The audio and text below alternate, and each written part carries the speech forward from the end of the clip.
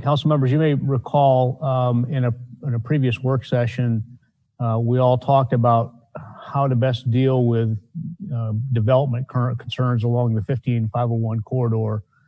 And it was spurred by some rumors that we were hearing that Carthage was interested in extending this or putting in a new high capacity sewer line coming down 15501 and tying into the Moore County system near the traffic circle. And at the conclusion of that meeting, I suggested that maybe the best way forward would be to work on three priorities. The first was to make sure that we update our annexation agreement with Carthage, which expired last fall. The second was to continue to work with Moore County to try to get the county commissioners to approve a modification to their current utilities extension policy that would require a petitioner to petition for annexation into the village of Pinehurst if they're going to get Moore County utilities extended within a 2-mile radius of the village of Pinehurst. And then the third potential effort would be to re-engage Moore County about potential ETJ extension discussion that's focused on the corridors 15501 and 211, especially in light of the most recent court feedback we found or we heard with regard to Pine Bluff's case with Moore County. And this is just kind of a check back with the council to let you know the status of the first of those two efforts. Staff has been engaged with the Carthage staff about reapproving or renewing the annexation agreement. At the staff level, we are both reportedly happy with keeping essentially the same annexation agreement line that was in the previous document. And there's a copy of that. We can look at it if you'd like, if it helps the discussion. That kind of shows what that previous line was. And I guess I should pull it up here for you. Share screen.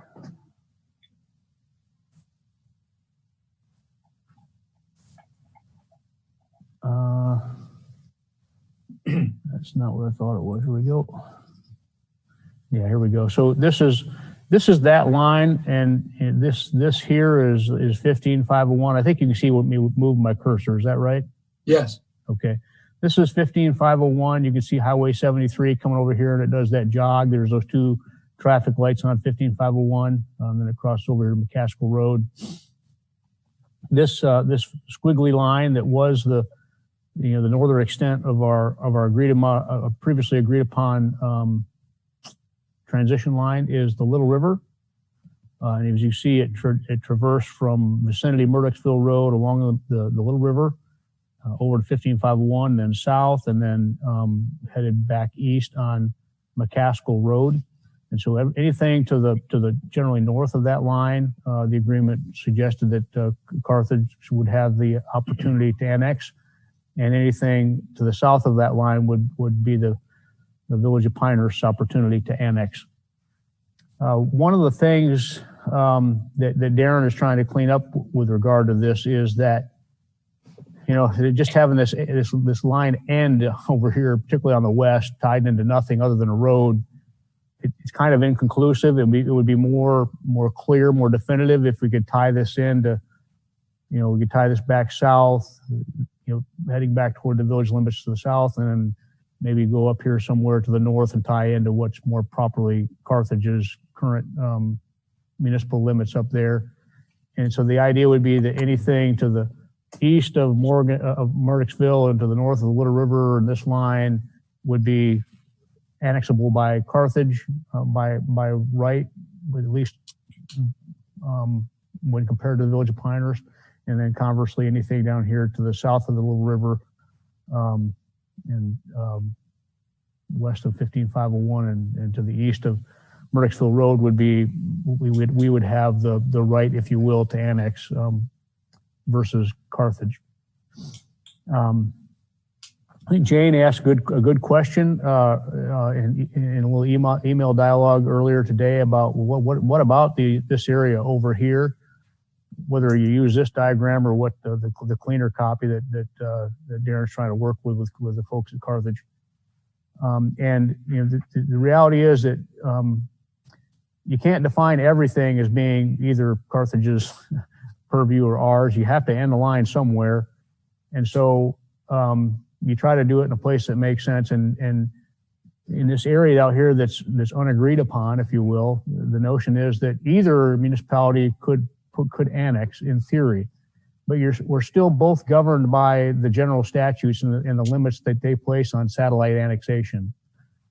Our restrictions are a little bit greater than Carthage's because they don't have a restriction on the number of the percentage of acreage that can be in satellite corporate limits.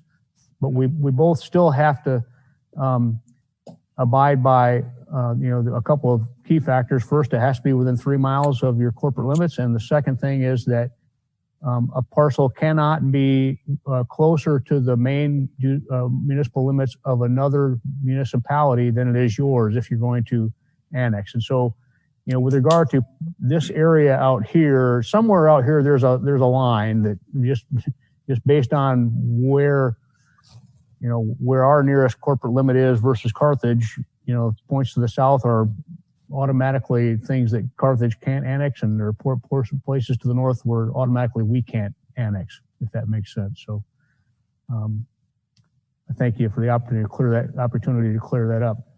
Jeff, yeah. Excuse me, before you go away from the map, I think you just said 3 miles is the extension from a municipal center. Is it 3 or 2? I'm confused on that point, reading the different materials here. Yeah, and I think Darren found an old reference to maybe it was a case or a session law from the past or something that said 2 miles, but we just looked at general statutes again today. It says 3 miles. So 3. Yeah, now 2 miles pertains to typical ETJ limits for medium and larger size municipalities. But the general statute with regard to annexation ability says 3 miles. I think that was what I found in the original session law. I found a markup that had it down to 2 miles, but when we did the research again with the statutes, it was at 3. So, but that's for annexation, and the 2 miles remains for ETJ. Is that right? That's right. Now, it's not 2 miles for everybody for ETJ, but for a community our size, it's 2 miles. Right. Do you know where the breakoff is, Jeff, on a community our size? Where it changes? Well, that's, I think it's 15,000 and above. Maybe it's 10,000. I think it's 10,000 and above. 10. I thought it was 10 over 10 or 12. Yeah. So we're not implying here to draw the line farther west, because there will be a line kind of based upon that 3 mile limit, at least for us, that'll establish that that right potentially in that area west of Murdochsville and south or so of this little river line. Yeah, there's 2 theoretical lines that would be in play. One is the 3 mile line. Yeah. And the other one is this in theory, you could look at any point out here and say, is it closer to the municipal limits of Pinehurst or closer to the municipal limits of Carthage? Yeah.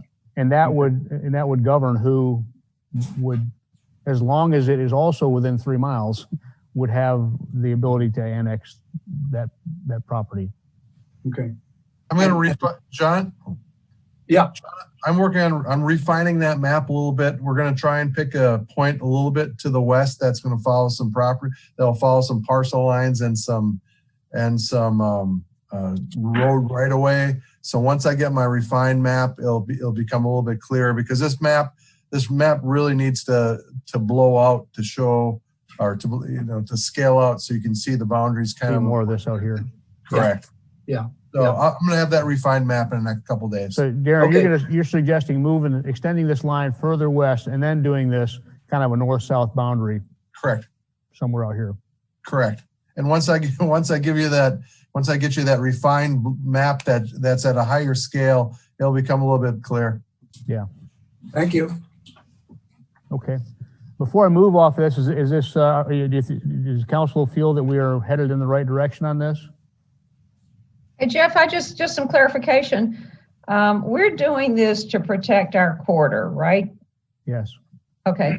So how is extending that line westward Well, protecting our corridor? yeah, we're reinvigorated on this conversation because of concerns over the corridor, but I mean, it's still appropriate for us to have an agreement with Carthage that would govern annexation out here.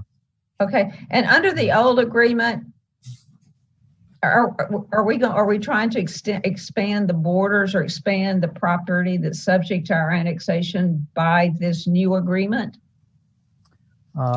Not subject to. It's an agreement between the Village of Pinehurst and Carthage that defines who a property owner would approach for annexation, and avoids conflict between us in the future about potential annexation rights. And that part I understand. What I'm trying to get an answer to is, are we, under this new agreement, is the property that would be subject to Pinehurst annexation greater than the property under the previous annexation agreement?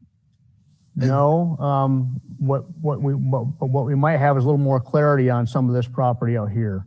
Okay. In other words, all this is currently subject to annexation by Pinehurst, and maybe some of the stuff even further to the north, depending on where those boundaries are I talked about before. But what we do is we lose, in theory, the ability to potentially annex up here, and conversely, Carthage would lose the ability potentially to annex down here. Okay. Okay. And then one last question. Extensions of ETJ can become very controversial. Are these annexation agreements? I mean, statute allows you to do them. Is there anything controversial in here when the public hears about it? I mean, I pull 160A, and I mean, state gives you the right to do this. It's possible. I think that, to the degree that there might be some property owners out here that would react negatively to it, it's more than likely that they're reacting negatively based on bad assumptions about what's really going on, and it might be a deal where we need to communicate in general. Yeah, but it's something the statute allows us to do anyway, is enter into annexation agreements. So that's it's right. not like we're not exceeding our authority here. Yeah. No. And I have resigned myself to think of it not in the legal terms that Darren and everyone has to do, but when people are close enough, they're going to use your services and they're going to travel on your roads, and it's just logical sometimes that they should be part of the community that is within that 2 or 3 mile radius, because they're going to end up making an impact on our community, being there. So that's kind of where I don't know if that helps, but that's kind of where I stand on thinking about this. And I just thought there's some logic that they're close enough to have impacts on us, so it's logical for them to be in our community. Would that be fair? Yeah, I think that's a key consideration. Yeah. It's valid. Yeah. We talk about our corridors, and certainly the big corridors are 15501 and 5 and 211, but looking into the future, Murdochsville Road and 73, depending on how development occurs, those are already, major roads that bring people to and from Pinehurst and Carthage, so they're important to all of us.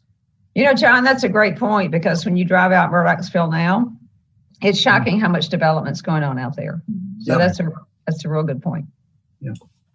Yep. What else on this, Jeff? We need to consider some changes to one of the agreements, right? The water sewer, is it? Yeah, and so the next initiative we're working on is trying to get the county commissioners to agree to a change in their utilities extension policy. And when I say utilities, I'm talking water and sewer.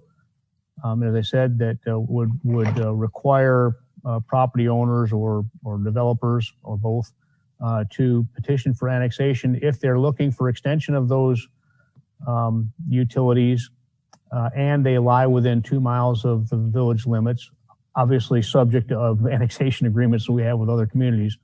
But I don't think we need to spell that out in this document.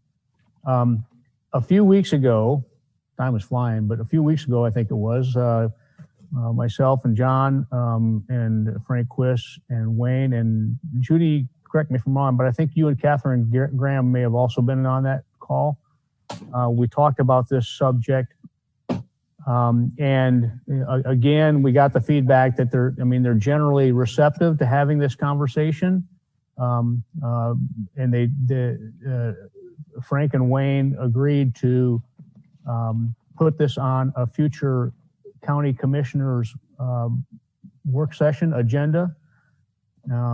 It sounds like their next scheduled work session isn't until, I think they said July. So we've got time to work on this. But what we did was we agreed to go back and look at the language that we had proposed last year or a little over a year ago, and make some modifications in hindsight that we thought were more appropriate based on looking at the language we proposed previously in hindsight. And we've done that, and there's a copy of that draft in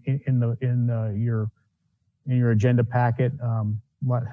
It's a lot of pages. There's only a few places where we have recommended changes. A lot of it's repetitive language in different sections, but it's called out in red.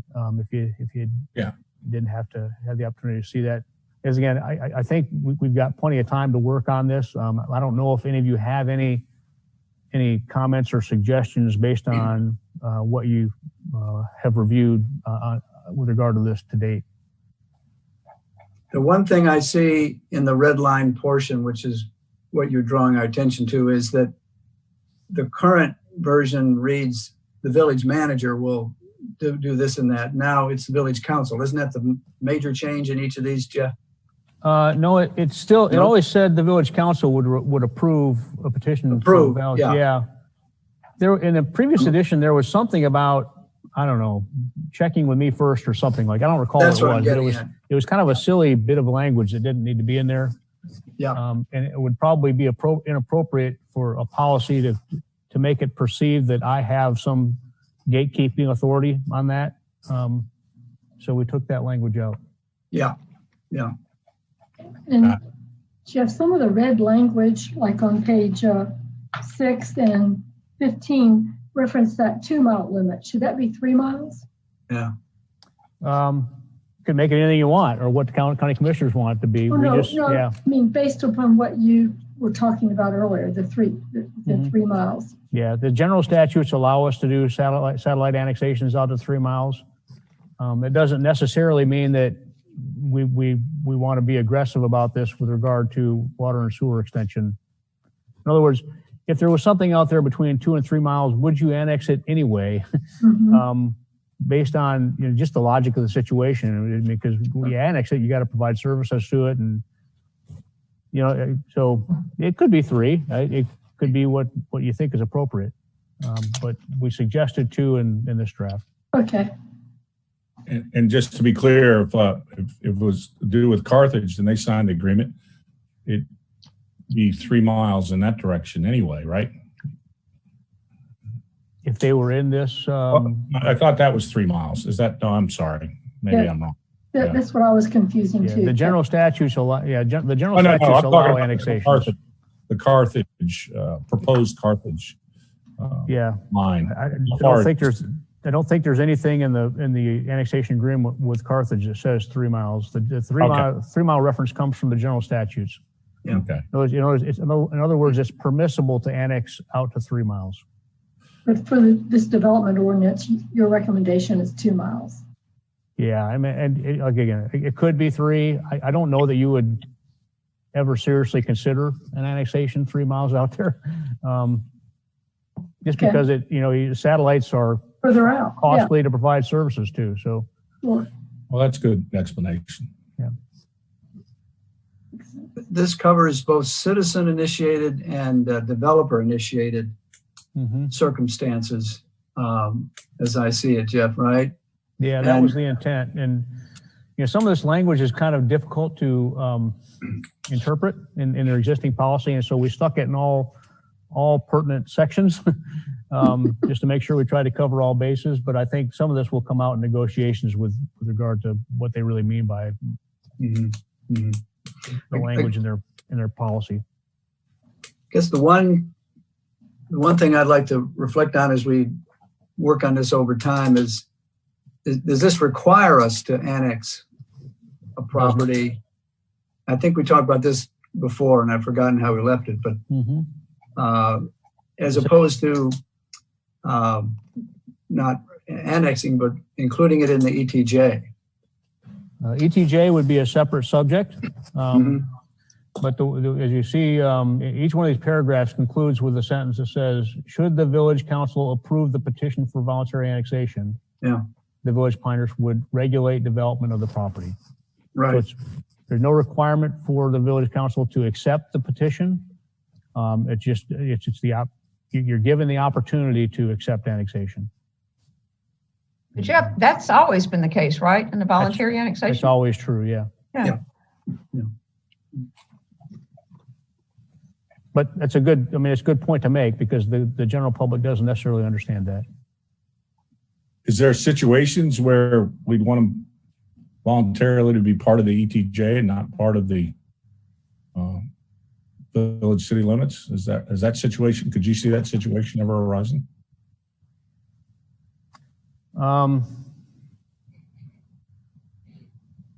Good point. Maybe it's a point of negotiation after they petition for annexation. I'm asking. In theory, it might be if they petition for annexation, you might say, you know what, this might be a better outcome for both of us if instead you become part of our ETJ.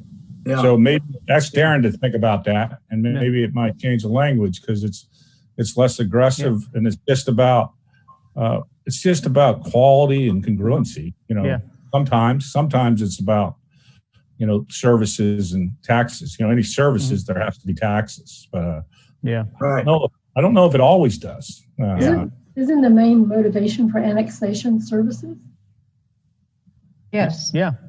So I don't know why somebody rather go to the ETJ over being annexed then. Well, because they want water and sewer services, Yeah. but not necessarily the rest of our services, or they don't think they want it, or it's a developer that doesn't want, to be burdened by that in our development processes, and they wind up selling the property off to future homeowners and stuff that never were part of the decision-making process.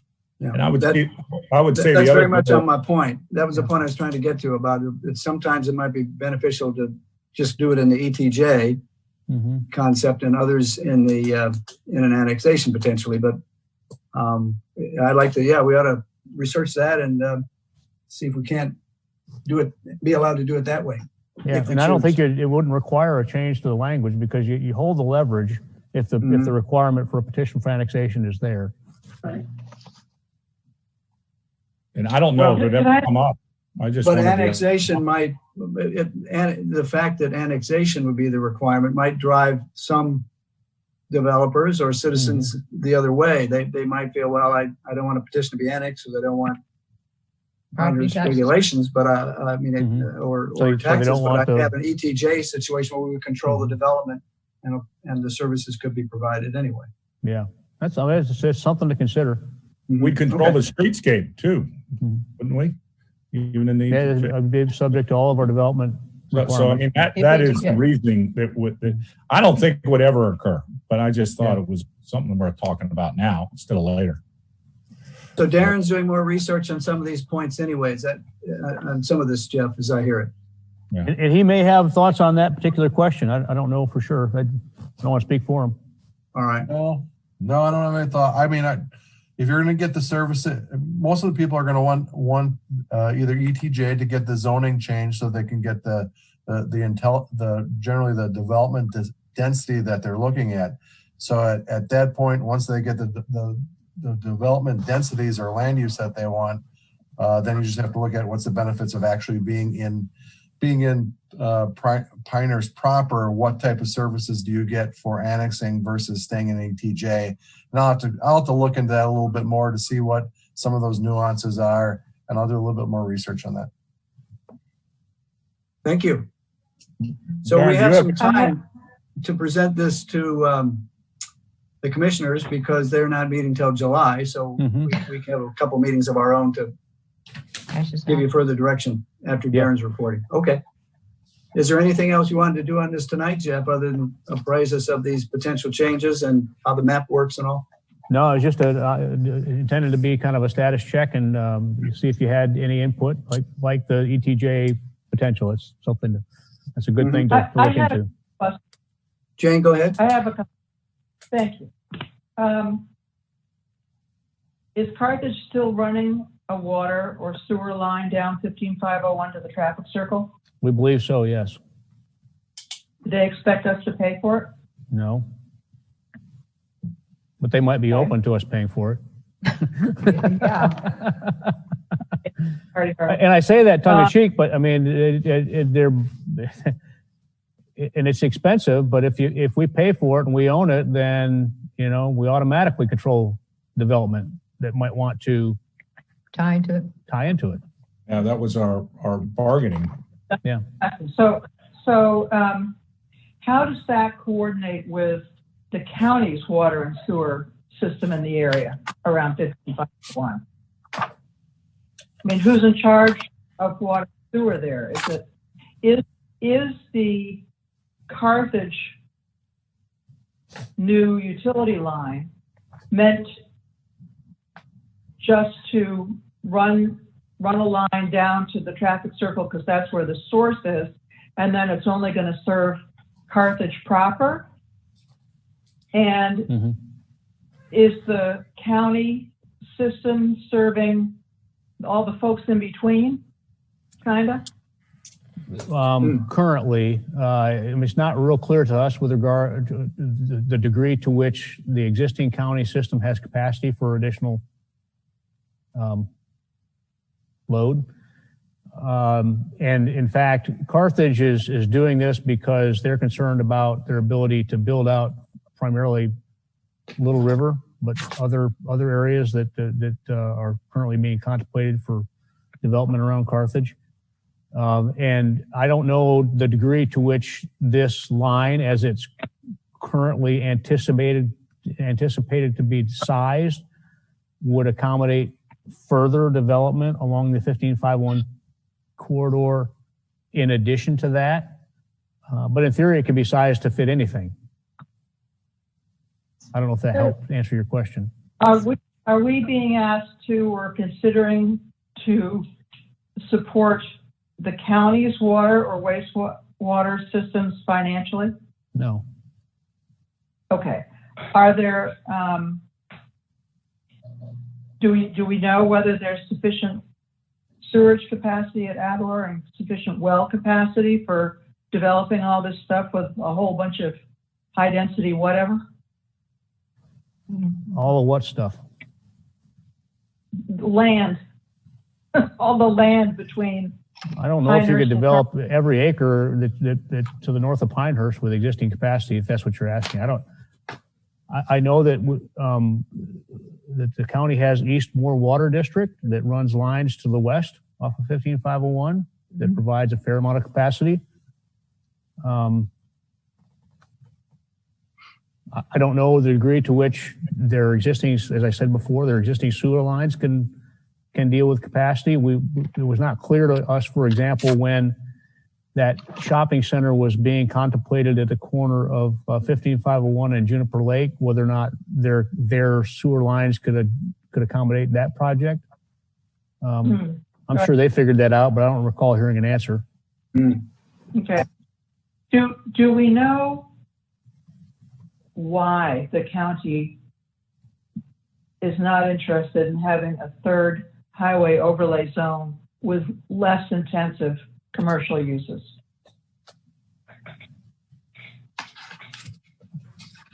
You have to ask them.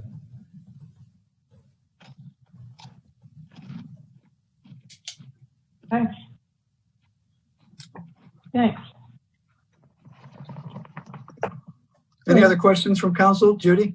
So as part of this project, do we need to explore the viability of participating in that line that Carthage is taking to the traffic circle? Is there a benefit to us from that? Something else to use our war chest for? I think what we concluded was, given the annexation agreement line, we didn't have to worry about Carthage's ability to annex south of that line. And so it was updating the annexation agreement was a much more cost-effective way to deal with that concern than investing in that sewer line. Okay. Would the line change if we when we worked out a deal to invest in the sewer line, or is that line still what you want? It's possible. I mean, if we invested in a sewer line, and we said we're going to own it from the traffic circle north to a certain point, and we thought that point suggested that this annexation line needed to be farther north, then it could potentially impact that. I just thought that could separate these two different programs, because there has to be, if we're paying for it, there has to be more to gain, in my opinion. And I said that in theory, but I mean, when you look at the geography, what's actually there, you got Little River in the town of Carthage right there, so they wouldn't want us to own it north of that point. And to me, this is about the corridor too. It's about controlling the corridor and the look and feel of the corridor. So I thought to answer some of Jane, if we have control it, we can manage the corridor. So So this is a corridor kind of program in some respect, not directly, indirectly. Yes, it's intended to be or have those impacts. And we're talking a lot about sewer, but again, I mean, what we're asking the county commissioners to do is also about water. And so a project doesn't necessarily need sewer if they want water. In other words, you could do with big enough lots, they could otherwise require septic. Septic, but chances are they're probably going to still want water.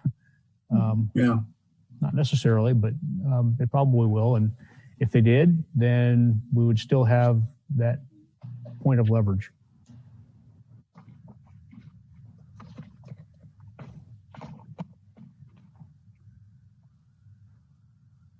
Any other questions for Jeff? There's sort of a lot to contemplate here, and some feedback further from Darren, I guess, maybe at our next meeting or whenever you have that, Jeff. Yeah. Okay. All right. Thanks for progressing this. Yeah, one thing is the speed which they're moving on that line. Does that affect our speed? Is July okay? Well, I think, again, I mean, I think we recognize that the most pressing need here for us right now is to update this annexation agreement, and that doesn't have to wait on the county commissioners. So we can be moving forward on that as soon as we can get on both council's agendas. Yeah. Before July. Thank you. That's what I understand. I needed to hear that. Thank you. Okay. Judy, did you have further comment? No. Okay. Jeff? All right. I think we can transition to the library discussion then. Okay. All right.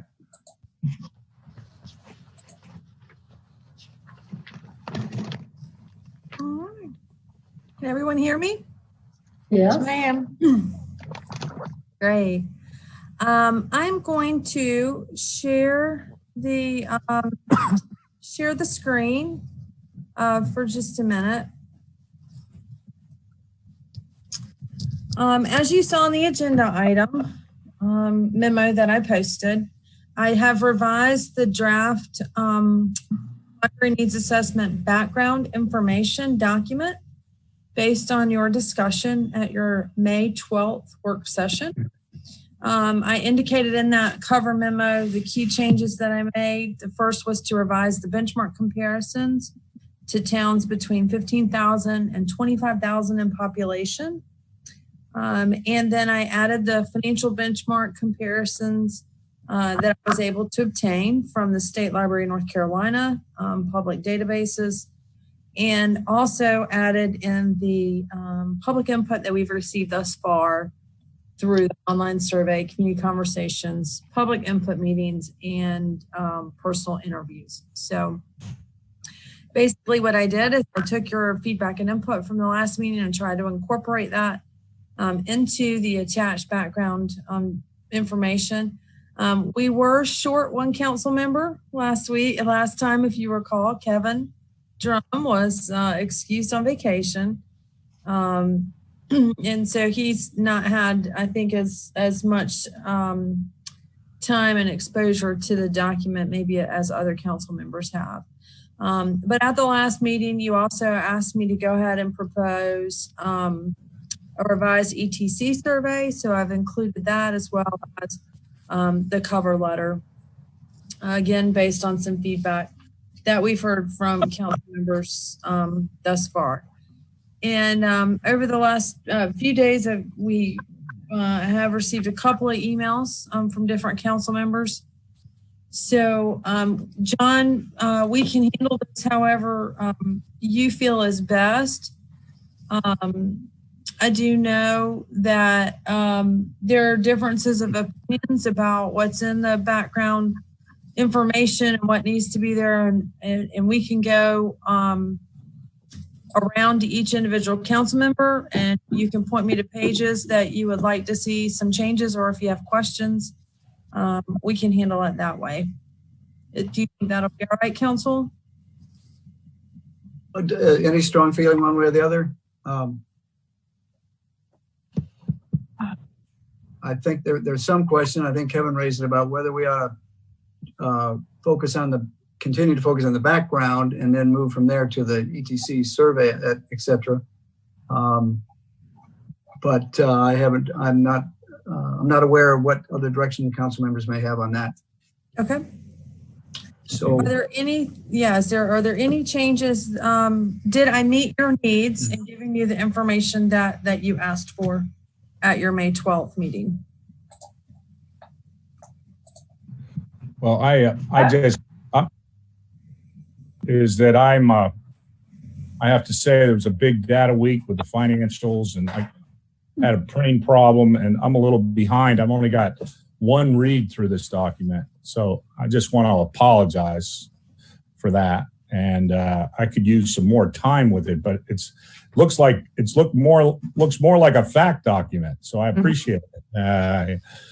That's the first thing. I really, really appreciate it, but I'm just trying to figure out. I handed you some stuff this morning that I tried to give Debbie and she didn't take, and so I don't know if there's anything in there. I probably should have done a better job of going through it before I handed it to you. But it's okay. But I was just trying to figure out. We had a hiccup, so why don't we just make sure we don't move so quickly that our heads spin on this, and so that's kind of my concern. And then since I didn't have time to multiple read this again, and I do like the pages, I'm just concerned about moving to the survey when we haven't really finalized this. But I think my first read looks good, and and I told you my only comment is sometimes we talk about the whole thing, and sometimes we talk about the Givens is one organization. It's not three, it's one.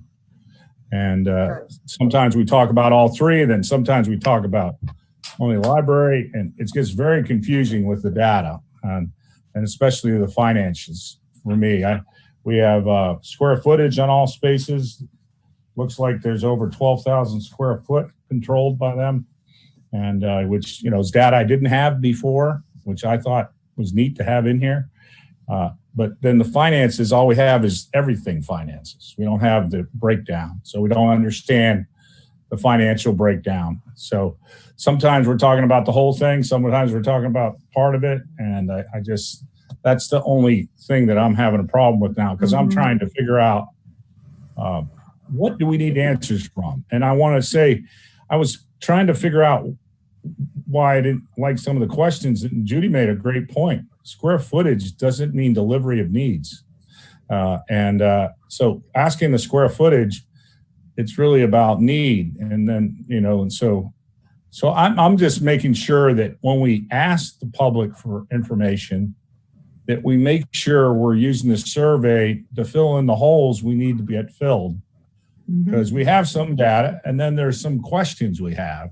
So that's why I've always said the needs assessment first, then the survey.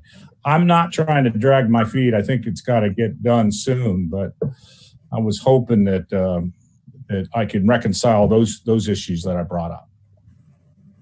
Okay. Thank you, Kevin. I Like you want to go next. agree with Kevin. Am I getting an echo?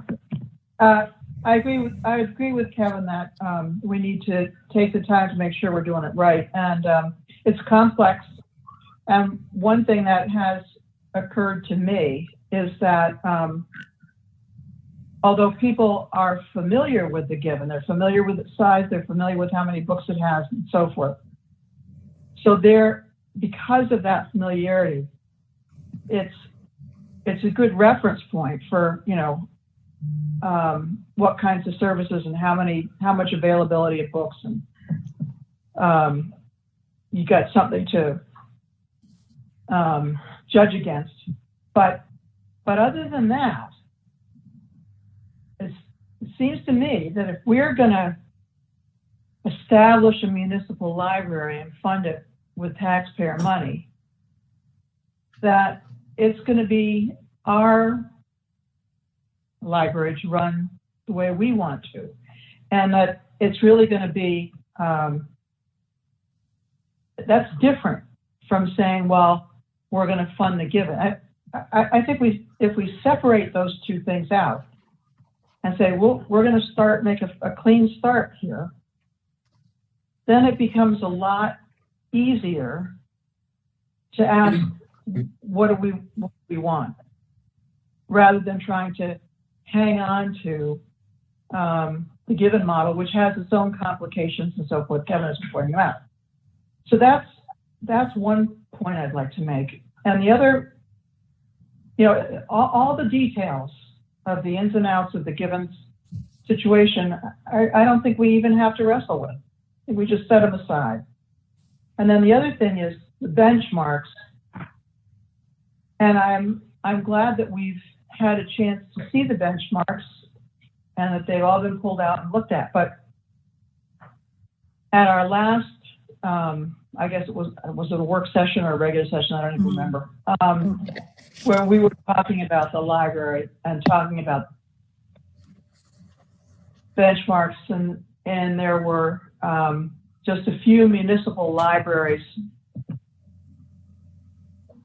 for towns of our size, and it turned out that they were all quite different from each other, and each one of them was kind of a one-off. We've got the only private one. There was another one that was in a college town. There was another one that looked awfully, awfully big for a town of our size. Well, it turned out it was really the county library, and it was serving the whole.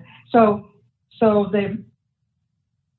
I think that it's one thing for us to be aware and to have looked at the information that's available from the state on existing libraries. That's all fine and large, but I don't think it's a good idea to try to extrapolate some kind of a pattern from that information and turn around to the people who are taking the survey and say,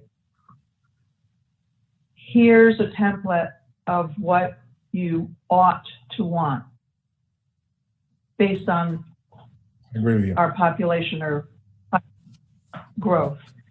I think we should say to them, what do you actually want and what do you want to pay for? I think those are the two pieces of information that we're looking for. And I think we want to be careful not to imply a correct answer. Okay. May I say something, Jane? And when we started with the first needs assessment report, preliminary report, that was alarming to all of us because we felt like it was designed to reach the conclusion that we were going to have this big 17,000 square foot library. And so we asked Right. to back away from that to have a to Kevin's point, a fact-based document. And I think Natalie's done a great job of putting together a fact-based document. And how many people are going to get this survey? 400 completions. Well, Yeah, we'll and- go thought and, 400 send out. But something we talked about is let's make this as complete as possible, fact-based, so anybody who gets the survey can go read it and learn about our library, learn about other libraries, fill their head with knowledge, trust them with what they're reading, trust them with the knowledge we're giving them, and then they can make a more informed decision on this survey.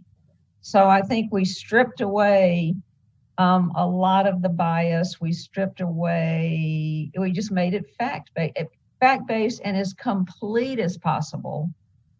And it's going to be viewed differently by everybody who gets that survey, and even those who, we'll put it online and people can read about it. So I think you've done a really good job, Natalie, of making it as broad as possible, as fact-based as possible, recognizing some people will read it, some people won't, some people might read part of it, but it's our responsibility to put the information out there, which I think you've done a good job of doing. Mhm. Thank you. To Jane's point, I mean, I will tell you, in doing the benchmark analysis, and I did this just for you, Jane, I separated out county, branch, and main libraries. I don't know if you I did. I did it just for you. When I saw I could, I was like, oh, I need to separate that out just so, to see if it's any different. Thank you, Natalie. You're welcome. I do think when I was looking at the data, I haven't given you my analysis. I've not done analysis or, in terms of what does that data tell us, or conclusions that you might reach or form after you look at that data. But to Jane's point, I think that based on what I saw of the benchmark data, it's really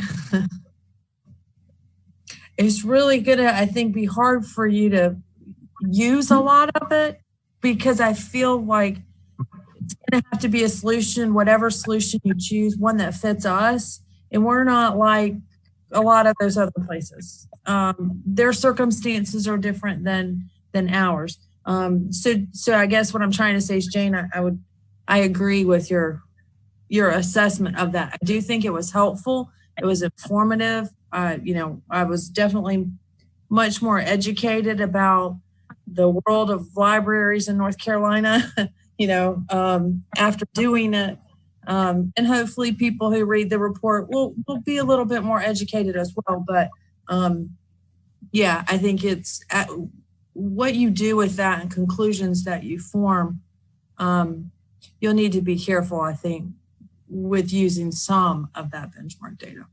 Some of it's okay. Some of it's probably not going to be as relevant. So I also tend to agree with Jane that this is can inform our decisions, but we aren't going to extrapolate these one for one. I mean, you can go back and double check some of your numbers and things like that, but it's really not going to steer us one way or the other, frankly. And I think, I know, Kevin, you're concerned about not having good financial pictures, but I think there's enough in here to give us to a rough order of magnitude of what it could be or might be. And then ultimately, once we get back from the citizens, what it is they want in the library, then we begin building it. And then look at what the range of services might cost and how we deliver them. Oh. I agree with everything said. I mean, I'm kind of obsessed with unintended bias in questions, though. I think that's my obsession, is questions, not purposely biased, but somehow it's about square footage in that one question, and it's really about need, and so I think unintended bias, not intended, I don't have to worry about intended bias from staff. I don't have to worry about it. So I know it's all done properly, but I think it's the unintended bias that's harder to see, where you're, I'm a pretty good marketing guy with clients. I wouldn't lead them, but with consumers, I do. I want their name and address, and I'll say, hey, would you like free golf information on the golf capital of the world when I work down here? Guess what? They say yes every time. You could, so you got to be careful on how you do questions and questionnaires, because there are ways to get outcomes, and we got to make sure that there are things that we really need. And I agree with Judy too. Like, this isn't the end all, this ETC survey. It's just a data point. What are the data points we could use some extra help with, and just identify them, and that's what I think it's my fault. I'm not, because it's been a busy week and a busy weekend and a holiday weekend. I hate these Tuesday after Memorial Day meetings, which we have every year I've been on council. But I think it's my fault, and I think it's very possibly that all this is good. But I mean, I'm just being honest. I mean, I'm just trying to say that I'm just kind of have reservations. I want ready, aim, fire, and I think Natalie got us closer, and I really think we can wrap this up soon. I'm not sure I'm comfortable with today, but maybe you guys are. Well, we have 3 different documents, really sort of 2.5, because one's just a letter from me. But there was this idea that, do we want to focus then on the background, on the needs assessment piece, and then move at another meeting to the survey? I have to say, I've had some comments, email comments from some citizens who looked the material over and had some interesting thoughts, which I'd like to evaluate myself. But how I think the needs assessment is fairly close to fine, but there seem to be some other things that maybe we need to tweak in that. And Kevin, that's really your point, to get that right before we move on. Is that still the case? Yeah, I don't think it's going to take much work. I think it's just, I like reading it multiple times. Okay. I think I'm not trying to say I'll change it. I'm just trying to, it's probably a preparedness issue. And I feel like I'm embarrassed to say that, but it's true. And well, if you guys are prepared, I trust the team. Council members that have, Judy, you made some comments earlier today, laid that out pretty well. Well, I guess it was yesterday actually, but go ahead, Judy, and your what do you want to say here? Well, I was just going to say, I think that I think we should make progress on both fronts. On the background document as well as the survey. I doubt tonight we're going to bless this and say this is the version we want to go with, because we've had a lot of different input today. Mm-hmm. Natalie's got to look at that and come back to us with another version, whether that's email into this week or next week to get us ready for the meeting in June. But I don't know why we couldn't progress both of these. Right. Go down 2 lanes. I agree with you, Judy. Being ETC survey. Go down 2 lanes. I didn't think you could before. I didn't think we could before, but I think Natalie's got us close enough where we can. Okay. Well, in addition to the chain of emails today on these documents, are there any comments about the needs assessment that maybe weren't made earlier or want to flesh out? And then we'll talk a bit about the ETC survey yet tonight. Does anybody have any other updates or questions about the needs assessment? I don't at the moment, but I may at another time. But I wanted to reflect on this public input I got. So would it be helpful then to talk about the survey, go into the survey document a little bit? Sure. I think we've got a technical problem here. I'll go ahead and pull it. Sure. Kevin, now Natalie are breaking up or not. Can you hear me? Yeah, we're you guys are breaking up. I'd say. And people are freezing. Yeah, we're having a problem. Yeah, exactly. Except for me. It's internet. It's Usually that means internet. it's Maybe we need to raining. turn the heat up here in You're Village the Hall. computer guru. Yeah, I'm sorry. Yeah. I've lost. My internet connection is unstable. So things are. Yeah, I got the Yeah. same message, So Jeff. it's not just me. I don't know what to do because you No, all of probably us have. didn't hear Is there any way we didn't hear a should? lot of the Everybody All last. right, Jason? just, I think Jason's had enough and he's sabotaging us. He shut you and John down. And I'm still here. Can you hear me? I can hear you. Sometimes. See it even. No, we can't. Yeah, sometimes. I don't know if Yeah, this you guys can unstable hear me. message All right, is do- on. Yeah.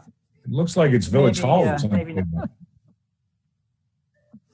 No, I got the Because it's message coming on here the at my screen house, on.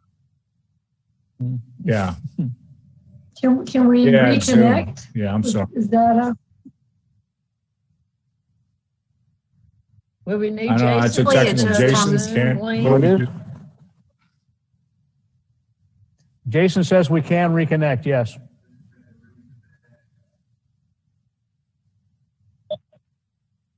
Do you recommend We that? need Jason, to how do we do that? reconnect? I think it's a You 3 hour recommend that? limit.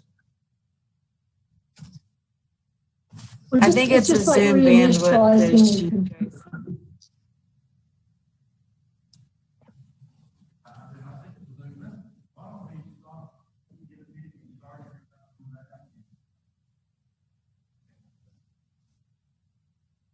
Okay, so you want us to get out, end this meeting, and then you'll send us a new link? Same link. Emily, Okay, Okay. so I'm leaving the meeting. Leaving meeting.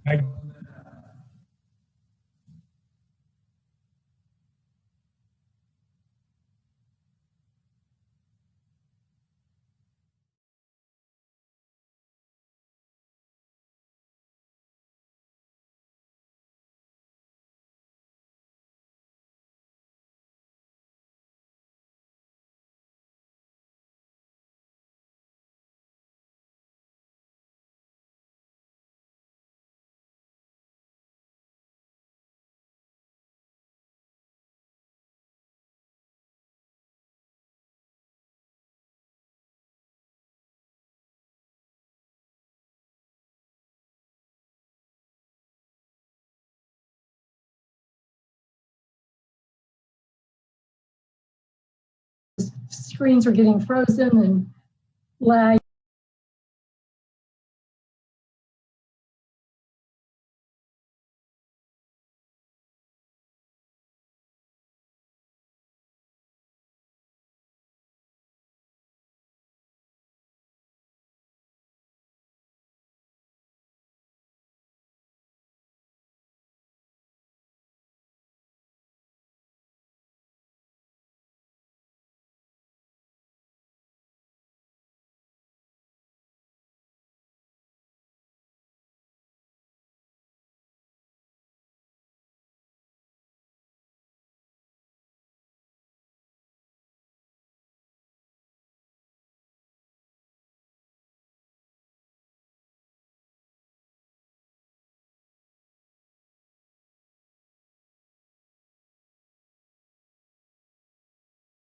Does anybody know when it started to be unstable and no one heard anything? Well, there 3 were minutes ago? probably 5. Okay. We're waiting for Jane. Yeah. What was the last thing we heard? Well, we heard everything up until the end. Okay, good. yeah, I think it was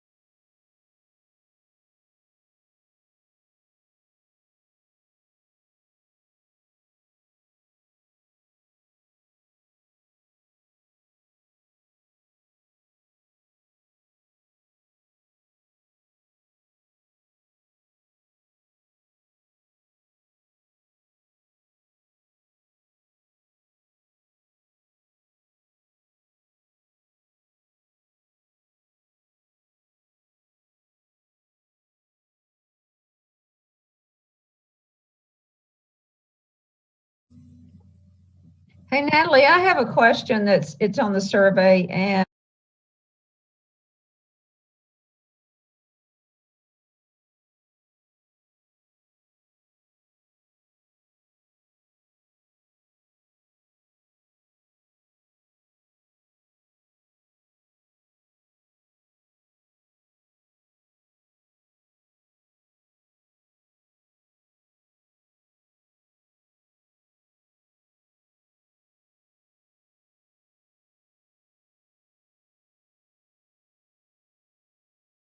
no, it's no big deal to me, but I thought we already knew the answer to that. I think that. Yeah, I think you were saying take that out, right? Well, Kevin, what do you say? I think that's close. I'd say the Givens Memorial Library doesn't presently serve the needs of the public. Right. That was what I would say. And I do think with investment, it's possible it could, but so I don't think, I want to go back that what are the needs and what does the community want? And Kevin, I like what you said, because size, it's not the size thing. Does it presently meet the community's needs? yeah, or whatever you said. It's become a square Does footage the Given contest. Memorial Library, right, does the Given Memorial Library Meet your adequately meet needs? Mm-hmm. You know, I'm even willing to go that it doesn't meet our needs presently. I mean, because what you were saying, Lydia, is that an answer we already know the answer to? And that's why I don't want to go to the public on questions we already know the answer to.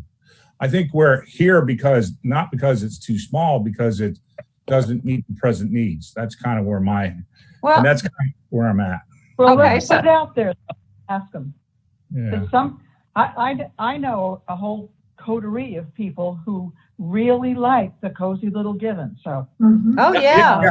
Well, that I don't know if I want to say it the way I said it. What I'm trying to say is ours, and it's not updated, or it doesn't. no, I get it. It doesn't I get have it. the connection to the county or even the state's library system. I think so. I'm talking about needs. I'm trying to focus on needs. Well, didn't you say How about- adequately? Did you say adequately serves a few minutes ago? Yeah, that might be. I mean, I'm not the wordsmith, but I think adequately. Do you think, because it does serve a need to a lot of people, but does it adequately serve the needs of the residents of Pinehurst, and how can we improve them? I thought that's what we're here for. Is that? I don't know. I don't. Does it adequately provide library services?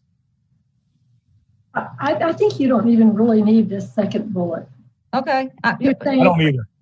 what the library services Pinehurst residents need and how much Pinehurst residents are willing to pay. I mean, I think we want to make this independent of a structure. Right. And I agree with you. I've agreed with everything you guys said. So I agree that we're not that far. I just don't want to. I don't want to do this pull the trigger quickly again. That's all. I mean, I think we can get it done by this meeting. Judy, Yeah. you're back to my two main points. And the first question in the survey is, do you believe it's adequately sized? And if we're Right. happy with these two bullets right here, then that first question comes out. Yes, I mean, you were writing your note while I was making my edits, and I was taking out that question. Yeah. Okay. And the only other change. I do think too, in that first bold paragraph where we're talking about the contribution the village has made, 150,000. Mm-hmm. I think it would be helpful if it was known that 150,000 is, I think, about 25%, isn't it, of the total budget? I don't agree with that statement. We don't really know. No. I don't agree with that statement whatsoever. Question about that, but I just say Yeah. I would say we're currently providing 150,000. Yeah, because the financial statements we have is running a large, used bookstore in the Tufts Archives. we all know the inputs. Well, we don't, because it says library. So if you want to say that we contribute 25% of the budget to the Given Memorial Library, the used bookstore, and the Tufts Archives, it'd be accurate. But if you're going to say the library, it's not accurate. I think First bullet, do we say need or desire? I think need. Okay. I like to I want mean- or desire that, but you know, I'm not going to die on that hill. But I really do think it's better. But anyway, I had one when I was trying to get back in because I'm calling on my phone, and all those numbers make me nervous. But anyway, so I missed in the very first paragraph. To date, the village has obtained input from about 500 people. I would put the number of people in there. The end of the first sentence in the first paragraph. We're on the cover no. letter, Jane. Are you on the survey by I guess you chance? would, didn't you? We're on the Yeah. letter. We went to the letter first. Information about the needs. This is And I- different from John's cover letter. You're looking at, this is the cover letter, John Strickland's note. Oh, Right. you're looking at the cover letter. Yeah, I like Okay. that because the cover letter sets the table, you know? I'm kind of ADD, so I got to go in order. Yeah. All right, so we're taking out the second bullet point. Took out the second bullet. And as Lydia said, that gets back to the two core principles, which we've all been focused on, but in different ways. Mhm. What do we think about this middle other- paragraph? And At the next paragraph that starts initial estimates, Mhm. I would add, you've got or collaborate with regional libraries, because we all agree today that collaborating is a worthwhile thing to do.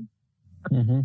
So I think that you- would need I think that would, Well, Ask thank question. Yeah. If That you could be in want, the survey, yeah. I think that needs to be in the survey, Yeah. as a choice. yes. This is 40,000 foot, the cover letter, right? We're not Yeah, but we're trying- saying we might spend $1 million, we might spend $8 million in capital investment or $1 million in costs. Funding mechanisms to expand library facilities could include a combination or one or more. And one of the options is collaborating. Right. Because we before talked- today, that had been ruled You're out. bringing funds in from other sources. Well, I think you have to define what you mean by collaborating. Otherwise, you got nothing. Mhm. Yeah, in my opinion, Yeah, it I doesn't will- matter. It doesn't matter how big a building you build or whatever. You need to collaborate anyway. Collaboration is a hallmark of libraries, of a functioning library. So I don't think I got to collaborate. So I'm into collaboration, but I don't see why. I think we have to do it no matter what. Small, Okay. medium, large. Yeah. I will tell you that I intended that to be really read as financing mechanisms. When I said funding mechanisms, those are options about how to pay for it, Okay. Lydia. So Okay. Maybe we got to clear that out. Clear that up then. So And I'm gonna just ask a question. Do we need this in the cover letter? yeah. Are we leading the witness here? I mean, I'm with you on that, Judy. This should be about the big idea. You know, we're trying to solve a need, and we're trying to understand what the needs are, and we've you funded don't it. need this here. Okay. we- I keep it simple. yeah, I almost feel like if it's coming from John, it's gotta be he can something. give a 20,000 foot vision of what he's trying to say. Is that what it says in the bottom? John's name? But, Yeah. got me, But- yeah. my So point I- is, I like it to sound like Oh, you. We're just trying to we've done our best. We gave them $1 million and to get their project done, and that didn't work. And I wonder if that paragraph kind of sets the stage for some of the questions that are going to be asked in the survey, though. So I was It thinking, in that next paragraph, each year we ask, blah, blah, blah. And then taking this library services will help inform the village's decisions about how much money to spend on library facilities and what library services to offer in the future. And then you could take some flavor of whatever's in this and we want your feedback on some of the financing mechanisms that are included in this survey. because I don't think this explains it well enough in that paragraph. Initial estimates indicate. You're getting into that in the survey itself. And that's where you want people to read that and study it. So wait, Judy, what are you saying? Are you leaving in the paragraph that starts initial estimates? No, I would recommend striking it Okay, and then adding that's what I thought. language there that Natalie's creating for me on the fly.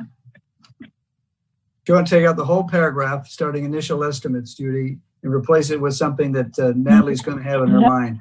Just Okay. for now, yeah. No, I wouldn't do that. Okay. But I wouldn't take it out. It's in the survey. I mean, first of all, here's what It happens. is in the survey. Here's what happens with this document. People throw it away. They don't read it. They go straight to the survey. So, I mean, there's a reality of how people are going to handle the collateral you're going to send to them. So, I mean, you could go into this ad nauseum, but you really need it in the survey. Well, and Judy, to your point, your chances of having them read this letter may be increased if it's a Short.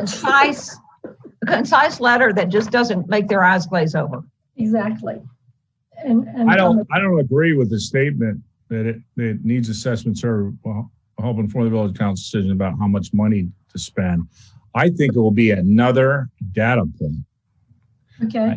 I think it's being overstated. All right, so let me try this on you then. So Yeah. go up there to what library services to offer in the future that will drive decisions by the village I agree with council. that. I agree with that 100%, Judy. So it's just, you can lead a witness if you're not careful, and because what we're trying to do is put as much data before we have to move on it, so That sentence in bold is all jumbled now. Yeah, doesn't. we have to, I mean, that's why we're going to get this to look at again, guys. Okay. yeah. We need to leave the money part in. The money part is important. You can't just have a whole bunch of great ideas and not give any consideration to the money. Because We need to know how you much. can only spend each dollar once. So We have to draw people's attention to the money. Yeah, and maybe it's just the specifics that are driving people to want to eliminate that first sentence. Maybe there's a way to say that, this is a serious capital investment that could impact that's every what- aspect of the village's budget and taxes. And I mean, that is true, but it's not as leading. That existing first paragraph does that very straightforwardly, saying here's how much it will cost to build it, and here's how much it would cost to run it every darn year. Yeah. And what else the rest of it sugarcoat. So I don't mind it. We're trying not to lead the witness. Yeah. Yeah. We're just trying not, if we can do it without leading the witness. So, so Jane, the only reason I will argue that let's leave it out of here is that I don't want to introduce an unintended bias in the beginning. I agree with that. I want them to what come bias in. would that be? What bias is that? There's a cost, and it might be big. And however I feel about 1 million or 8 million for a library could influence me. I want them to go through this and say, what do you need? And then let's take them through the steps to understand what they want from the cost. Well, but what you said was good words, Judy. It didn't have numbers in it. You said that, we're exploring, I'm not saying my words are right. Don't type these, Natalie. Okay, Kevin, I won't. Good time to tell you, We'll let you type it, Kevin. Yeah, you know what a camel is. Maybe I should type it for you. Yeah, you know what a camel is? A horse designed by committee. That's a camel. But anyway. But what I'm trying to say, your line was a really good one. You said there, this will be really, this financial decision will be very impactful on residents, or I forget what you said, Judy, but it was more general and have the bias of the numbers, but it still might have solved Jane's issue. I want to solve Jane's issue. Yeah. That it's a huge financial decision without leading with.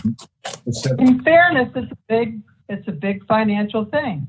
Yeah, that's And what that we may get words. If we get words that don't bias, I'm in. And see, you've got the big bullets there about what do you want and how much you're willing to pay for it. So it's clear that we're going to be talking about money. We're going to ask about money. Yeah, we're going to be talking about money inside the survey.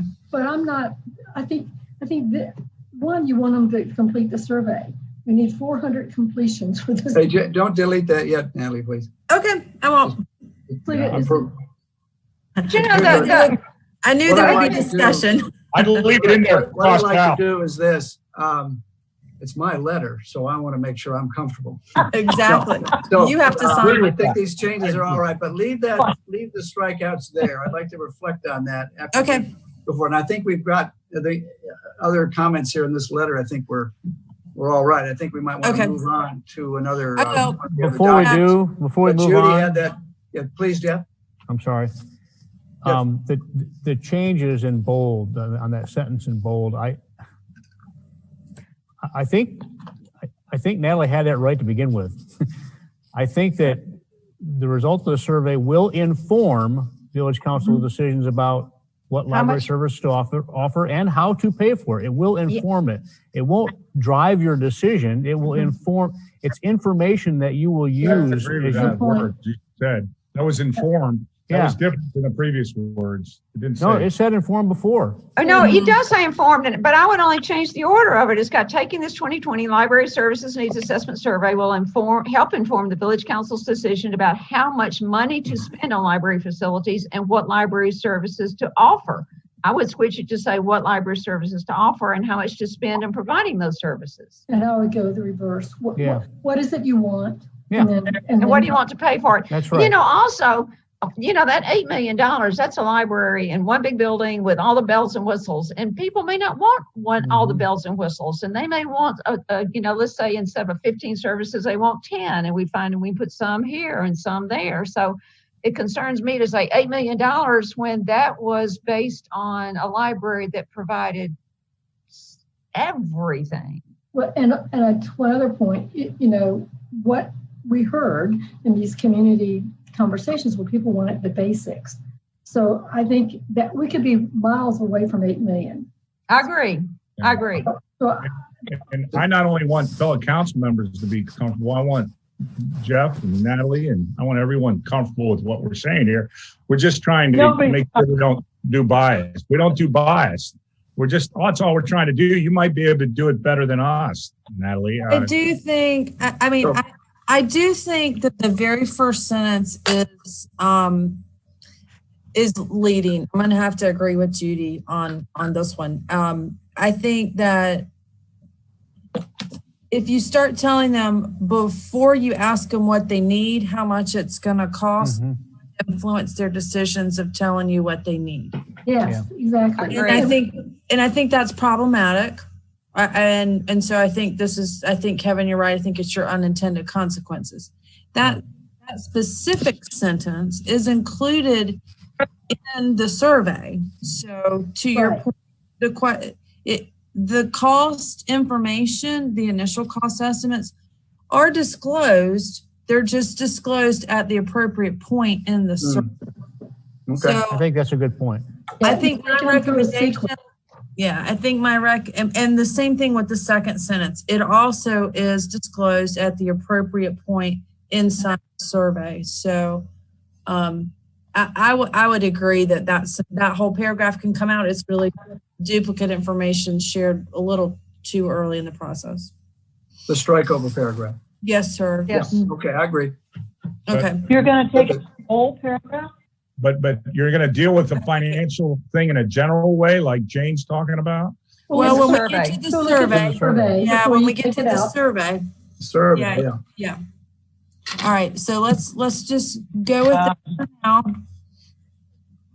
And then I'll go through this. Is everybody okay with this one sentence as well? And then we'll move on. Or can we agree to it? Okay. All right, you ready to look at survey? I am. Well, I'm really questioning why we're putting the words in. It's not sustainable long term. It's like leading witness, even in there. I mean, I know it.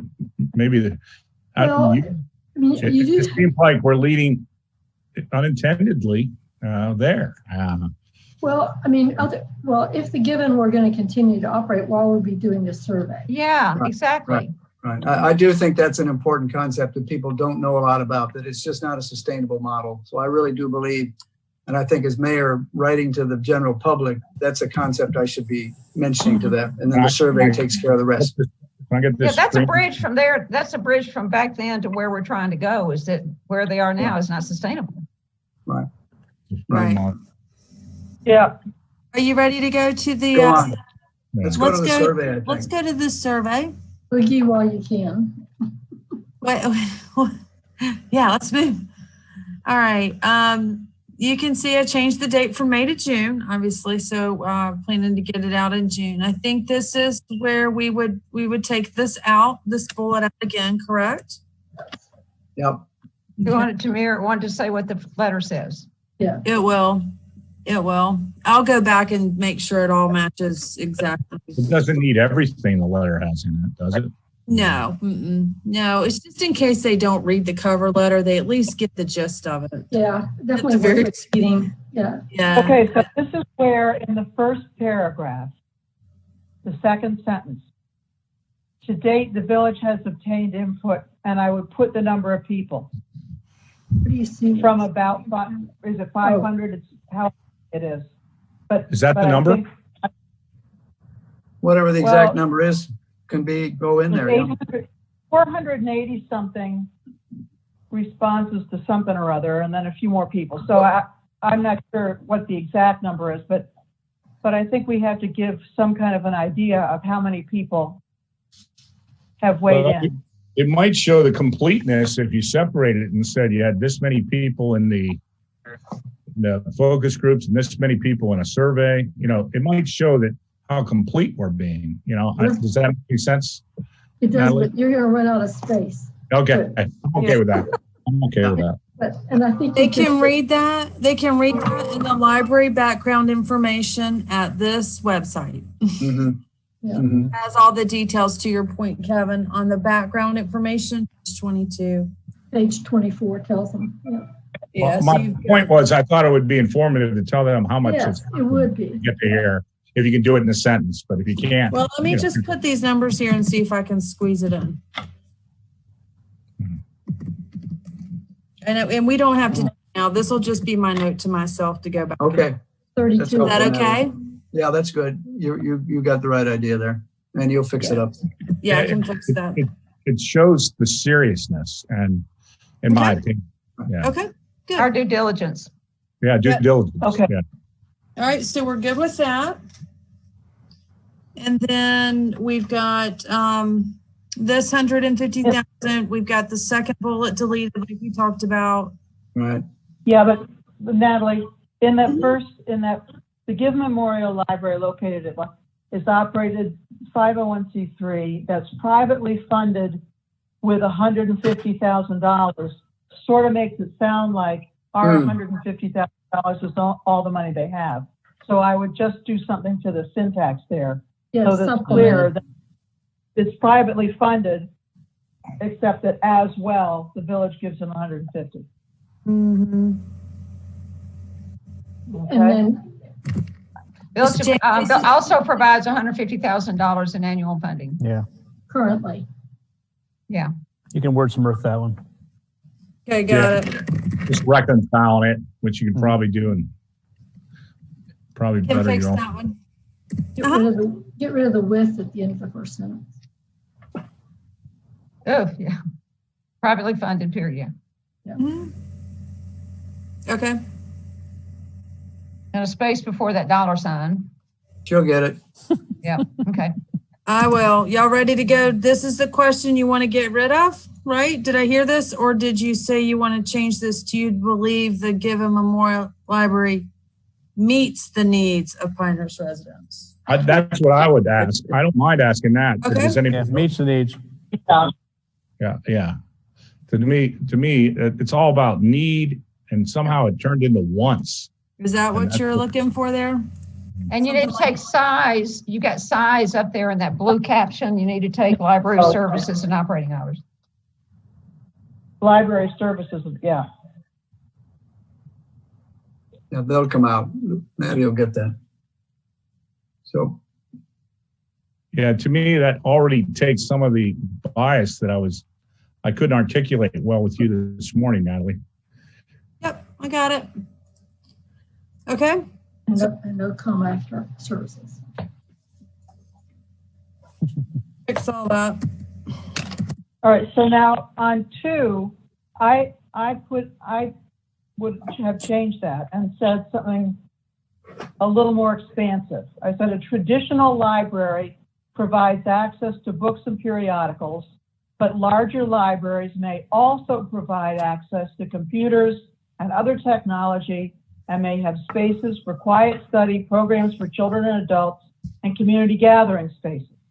The village does already have a number of community gathering spaces, including the new community center, the Fair Barn, the Village Assembly Hall, and Sandhills Community College has a new performing arts center.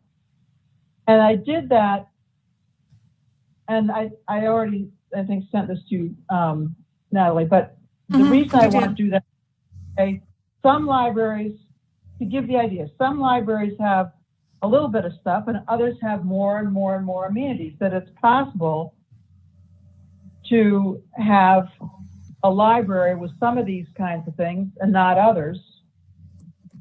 Now, I get your point. I see where you're going. Yeah. I think to me, it's more you're setting yourself up for failure because some of this stuff is wants and not in a need list. Yeah, But I agree with I'm that. gonna, I think we're getting set up for failure on this question, and that's what I have. well, let me kind of tell you, Kevin, and Judy, I think you had the same comment about cutting this a little bit. I'll tell you kind of why I left it. And then of course, council, you can you want to proceed. But when I went back and I did all of the summary of the public input we've received so far, and specifically when I got into putting into the document the input from the online survey, and when I highlighted those items that were over 50% of that segment said they wouldn't use, it's on page 25 of the actual document. Okay. Things in here, for example, well, actually, let me pull up that screen. It's not 25. I don't Yeah, know. Is there page numbers on this? I'm going to pull it up on this screen for you. I don't think there is. Yeah, there are. There are. There. Well, there's some done. Mine didn't print them. Hold What on. are there? You got to work on your printer, Kev. Yeah, it's a printer problem like I had this weekend. I didn't print it till this morning. So here's where, Judy, where I kind of got hung up, and I wanted to leave it there for council to discuss as a group. So some of the things that had been suggested to be removed, for example, were makerspace, but that was over 50%, and you had 60% and 58% saying they would use a co-location. Can I put a solution? Because I'm not into removing stuff. I'm into putting it in perspective. There's primary services and secondary services. Okay. And that, to me, I don't want to eliminate. I want our public to have options to express themselves. But some of these can be identified as primary library services, and some of these can be identified as secondary, in my opinion. Right. but that's the point, Right, Kevin. That's right, only right. your opinion. The other people may have a completely different view of that. Oh, So and think I- Do you think retail space is a primary library need? So, I mean, you look at how these questions are worded, extremely needed. I mean, that is my concern, that, art, music performance, and exploration for adults and children alike. We might be able to do that, but if that came out as the number one need, would we build a library around that? Yeah, but if it was a number one secondary need, it'd still get our attention. But how do you get primary and secondary needs on? I don't know how you do that. I'm not that smart. So my Aggregate score. suggestion, if I may do a couple of things. I had these categorized, all of these services categorized, column to the left, with groupings. Mm. Our ETC survey provider, Jason Morado, suggested that we remove the groupings. The tiers. Yeah, because it influences decisions. Yeah, So I agree with that. I respect title- that. Yeah, But wait a minute. We've got a public out there that is expressed in our community, all of our input, that they desire these services. And I might not like one. Kevin, you said set us up for failure, but if, a huge percentage of the population I wants. don't want to eliminate anything though, Lydia. I don't either. And I don't think it I want hurts. to try to put it, there's primary library services, and I thought there was secondary. And, Well, that and to if you- something's number one, if something's number one in secondary, it's going to get my attention. But I'm just trying to. Natalie, you might want to read a column that says primary library need, secondary library need, but I think you muddle it. I do too. Yeah, I I agree. think my suggestion to you before is for you to figure out what's primary to this community based on who answers 1 and 2. Mm-hmm. Secondary to this community would be maybe some of these, Mhm. Yes. 3, 4s, and 5s.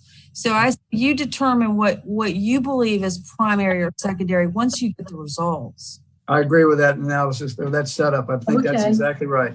That's I my do too. recommendation. I give up. Yeah, and then Judy. Well, no, Judy, this is what you said, isn't it? Judy, if they all say they want art, music, and performance, you as a council could say library's not the place for it. Go to the We'll branch. find some other way to address that need. Yeah, well, go That's do. correct. do- Yeah. I Yeah, still address that. That's what need. that's what I hear being said. Yeah. Yes, I agree with Okay. that. I'm not trying to prejudge.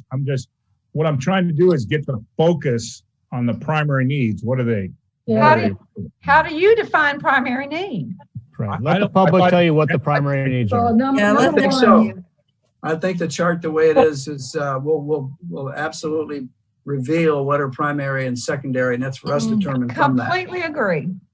Okay, Let's I move think on. I hear consensus. I'm moving Number to 3. Davis, Hey, Natalie, Moving right along. Okay, so if number one's relaxation space. wait a second. I'm going to remind you guys of this conversation. We have a community center now. Yeah, well, That's right. that's what I'm saying. Secondary needs could be serviced possibly by yeah, the community exactly. center. Natalie, That's we're how going we to point provide number Problem I 3. have with this. Kevin, I the mean- cover letter says that this information is going to inform your decision making. It's not going to direct your decision making. Right. Okay. it's just Let's a, go on to Thank number you, 3. Jen. Let's move to Go number ahead, 3. What about Jane. my lead-in language? My little 2 sentences. Lead Where? into number 2. Number, the intro. Jane, I don't know if I put all that in there. I think we're just trying to I elicit wouldn't. I what's think important I think to it's them. very leading. I think I think I wouldn't put it, yeah. There's something to it, but it's too long, what she said. There's something I mean, I in don't, there. There's something in there, though, that you. I mean, everybody here has been someplace else by and large, and they know what, really rocking libraries look like. And just like community centers that have rock walls. But I think that, I just think the less you write, the less you'll influence. Mhm. Good I think point. that's right. There might be some way on the concept Jane was talking about to incorporate that in the letter. We can revisit that a little Maybe. later. I'll talk to Jane about it. Yeah, because it's how we meet these needs. Mhm. And the letter can say, we're trying to figure out how to use our resources to meet these needs. I don't think you even do that. I mean, honestly, but you guys. Okay. I think it's too long to include here. I do believe that. Let's I'm move to right. point 3 here. Let's move to point 3. Okay, Let me just, Progress. I want to help Jane with this. I think after we're done, we could, as a We'll come council, back to that. council We'll come back to maybe her point. determine things that we could service in other areas. How about that? But we'll come back to her point. I'm just not sure it's right here in starting in question 2. But let's see how this ends up and we'll revisit Yeah. that. I made a note too, John. I'm keeping notes so Yeah. we won't miss anything. I think one council member made a suggestion about this was just a question about operating libraries. Maybe a more specific question is, do you think they should have longer hours in the evening? Do you think they should be open longer on Saturday? Do you think they should be open on Sunday? that would give you a little bit more actionable information. If you felt that you needed that.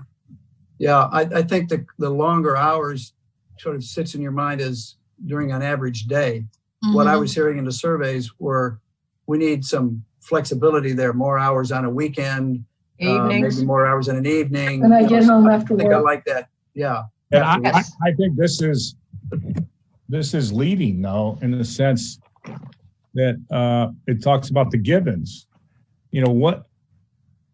Yes. If we have a library. Let's What would that's a you good want point. the current? What would you want Yeah, the availability exactly. to be? Exactly. And I think Just forget whatever's going on with getting the caught. We're getting Right. caught again. When should the library be open? Yeah. Should be the gist of this Exactly. question. Exactly. Yeah. That's all you need is the question. Yeah. And what are the hours? It is resources. So if they say 7 days a week, 24 hours a day, it costs more. So Right. maybe there could be some relativity to what understanding, Yeah, I just don't think you'll get anything. Do you agree the current hours should be expanded? If they say, I want to get an starting at answer to 2, this question. you don't know what that means. Yeah. I just don't want I would say, if I can, I mean, this came up, in the community conversations that you heard. That's an important question. Yeah, mostly among working individuals, commute, and parents. But I think the reason the question here, Sissy, is because those are the ones who spoke up. Are there other segments of the community that also would like it to be expanded? Because I think you heard loud and clearly from those two segments. But that's. But do we want more information about when they want? Do we want, like nighttime or? I think Natalie's going to restructure this concept a little bit and build upon it. When I did the benchmark analysis of the library hours, it's all over the place. 7 a.m. to 7 p.m., 4 days a week. I mean, I honestly, I wouldn't ask them for specific hours, but Evening or. I think you want to know, do they want more hours in the evenings and do you want more hours in the weekend? Now, Those were the key points. In addition to what would be considered core business hours. and outside of your regular, business. Yeah, it's probably beyond core business hour. That means you don't have to talk about, 9 to 5, Monday through Friday. Right. Saturday, Sunday. But I mean, this is one of the most important issues, and so I just thought it was important. I don't know. Maybe you want to use givens in there. I didn't think we did after what we talked about. I think that's a good point.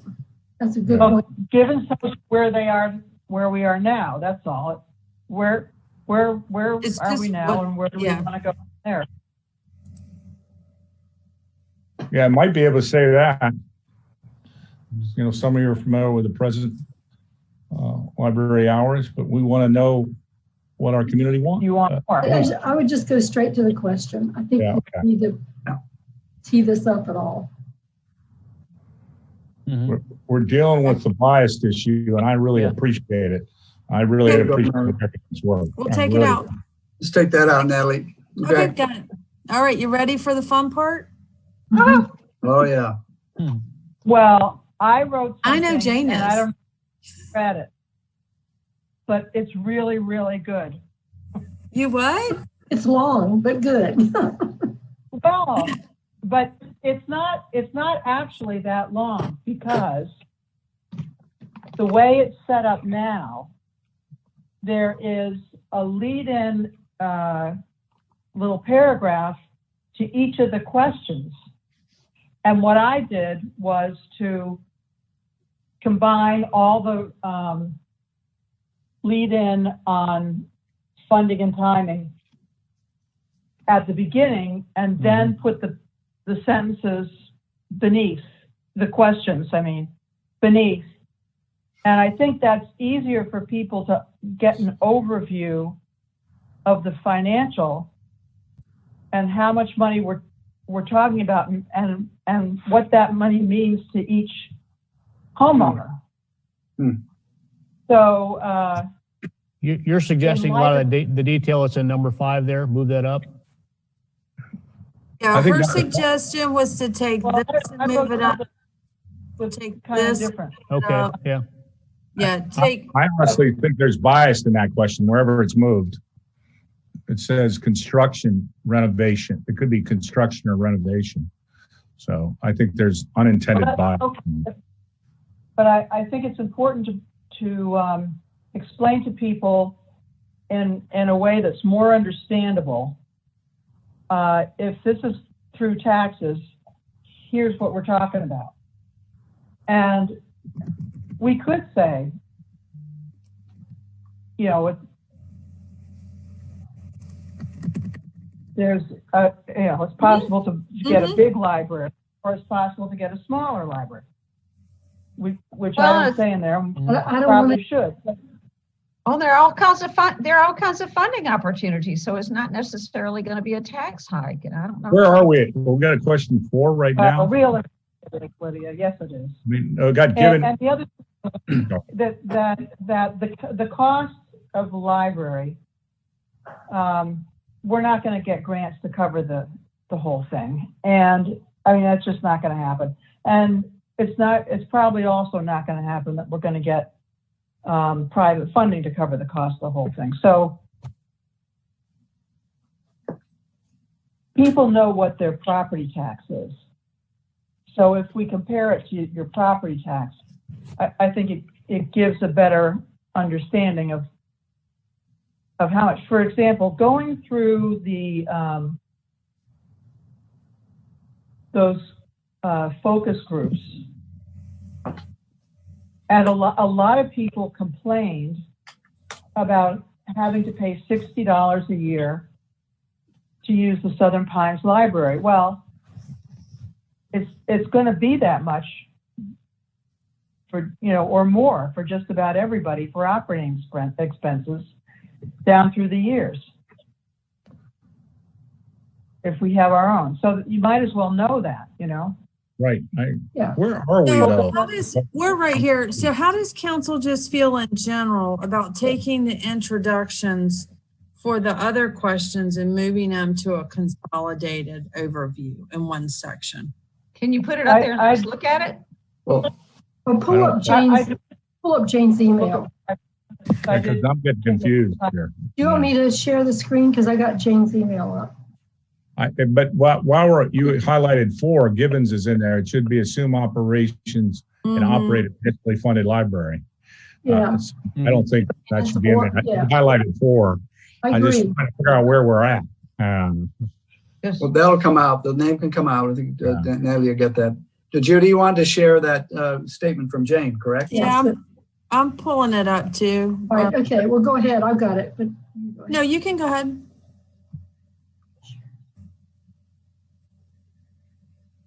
I haven't advanced the Zoom share screen yet. So It starts right. It says I can't share it while the other participant is sharing. This is the piece about basing using home value and what the increase in property tax.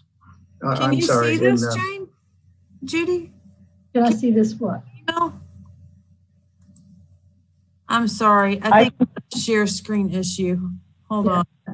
Right here. That's what you're referring to, right, Judy? Yes. So yeah, is that you sharing or me? Me. I Okay. shared it. Yeah. So That way I can copy but reduce it because it's so that people can see it a little bit easier. there's some bias in that. To work with, Mhm.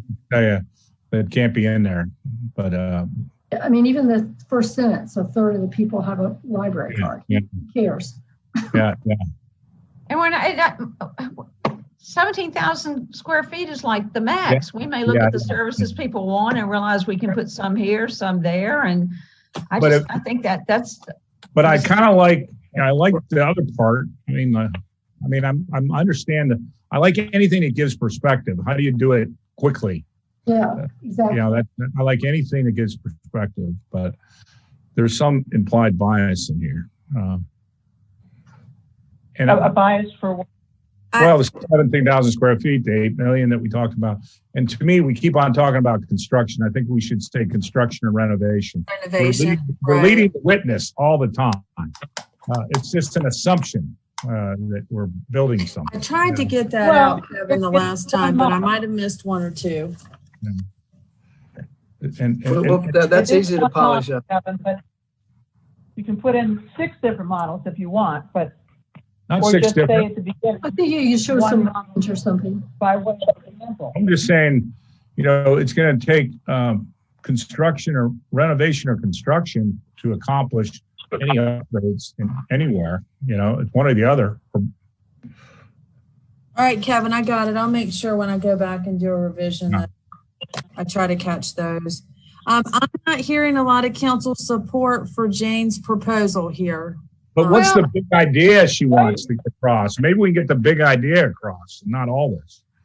I'm not even willing to accept that if we operate a municipal library, it would likely require. I'm Not either. We are leading the witness again. I think it's too much prose for the middle of a survey. I think you should use little short bits of prose to set up each question. You guys, we need to explain to people if one of the main things we want to know is how much people are willing to spend, then we've got to give them an example of what it would cost to do with something and how much it would cost. That's in the survey now. Well, all she's doing is aggregate these paragraphs before the questions, at the top. Mm-hmm. Well, I like some of the tax language she has in there. Like, people don't understand that if we spend the money, it's going to be like, I understand your perspective. It's going to be more than $60 they pay. I think that's what you're trying to get across, right? I'm trying to get across. There is a cost, that there's a way for them to figure out what the cost is for them. Yep. And this is leading you through the analysis. So, it's just a different way. I took one example. There could be any number of examples of how we construct a thing, but at some point we have to lay it on the line so that people do understand. Otherwise, what's the point of saying to them, how much are you willing to spend in a vacuum? Well, sure, I'm willing to spend $10 million because I don't know how much of that $10 million I would have to pay. It's all right there in number 7. I think she's suggesting that we say property. I think she's saying Jane, may I add to this? Property tax. Yeah. I think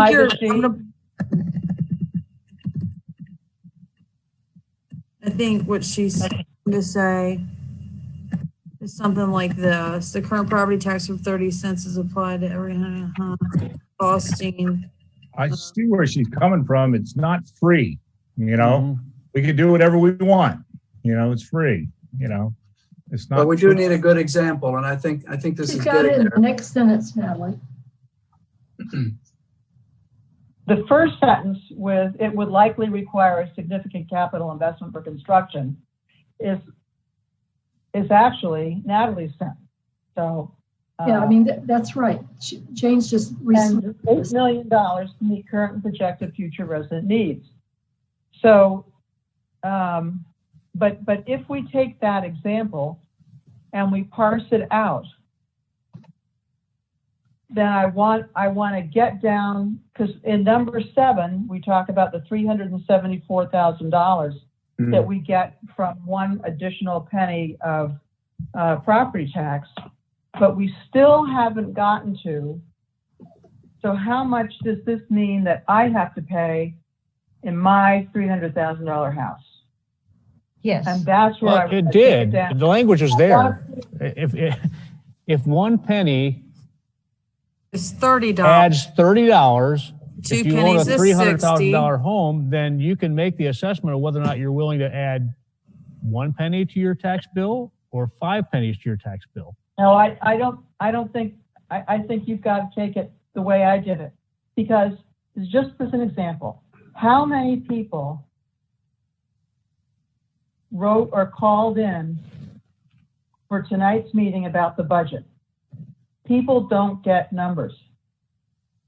It's Or not they- because they don't get they're it. not- It's because they're comfortable that we're doing things okay. Oh, I don't know. Well, it isn't part of this though, to make the I hard think dollar it's- example, to take any calculation out of one's mind as they read the survey and just give them a specific example. Mhm. $300,000 Well, I think house, the- 1 penny equals X. Well, I think that ad doesn't hurt. intent. Yeah, I think this is a good ad. I think this suggestion that Jane had is a good ad. Mhm. The 1 penny was intended to make it easy, so you could go, oh, 1 penny's $30 a year. 3 pennies would be $90 a year, or Math's easy. And what is Yeah. that? What is Or that? five- yearly, just in my five- head? Is 5 that, pennies would be $150 a year. that's 400,000 a penny? Is that get close? 374, 374. Before, almost That 400. That isn't enough to pay for anything.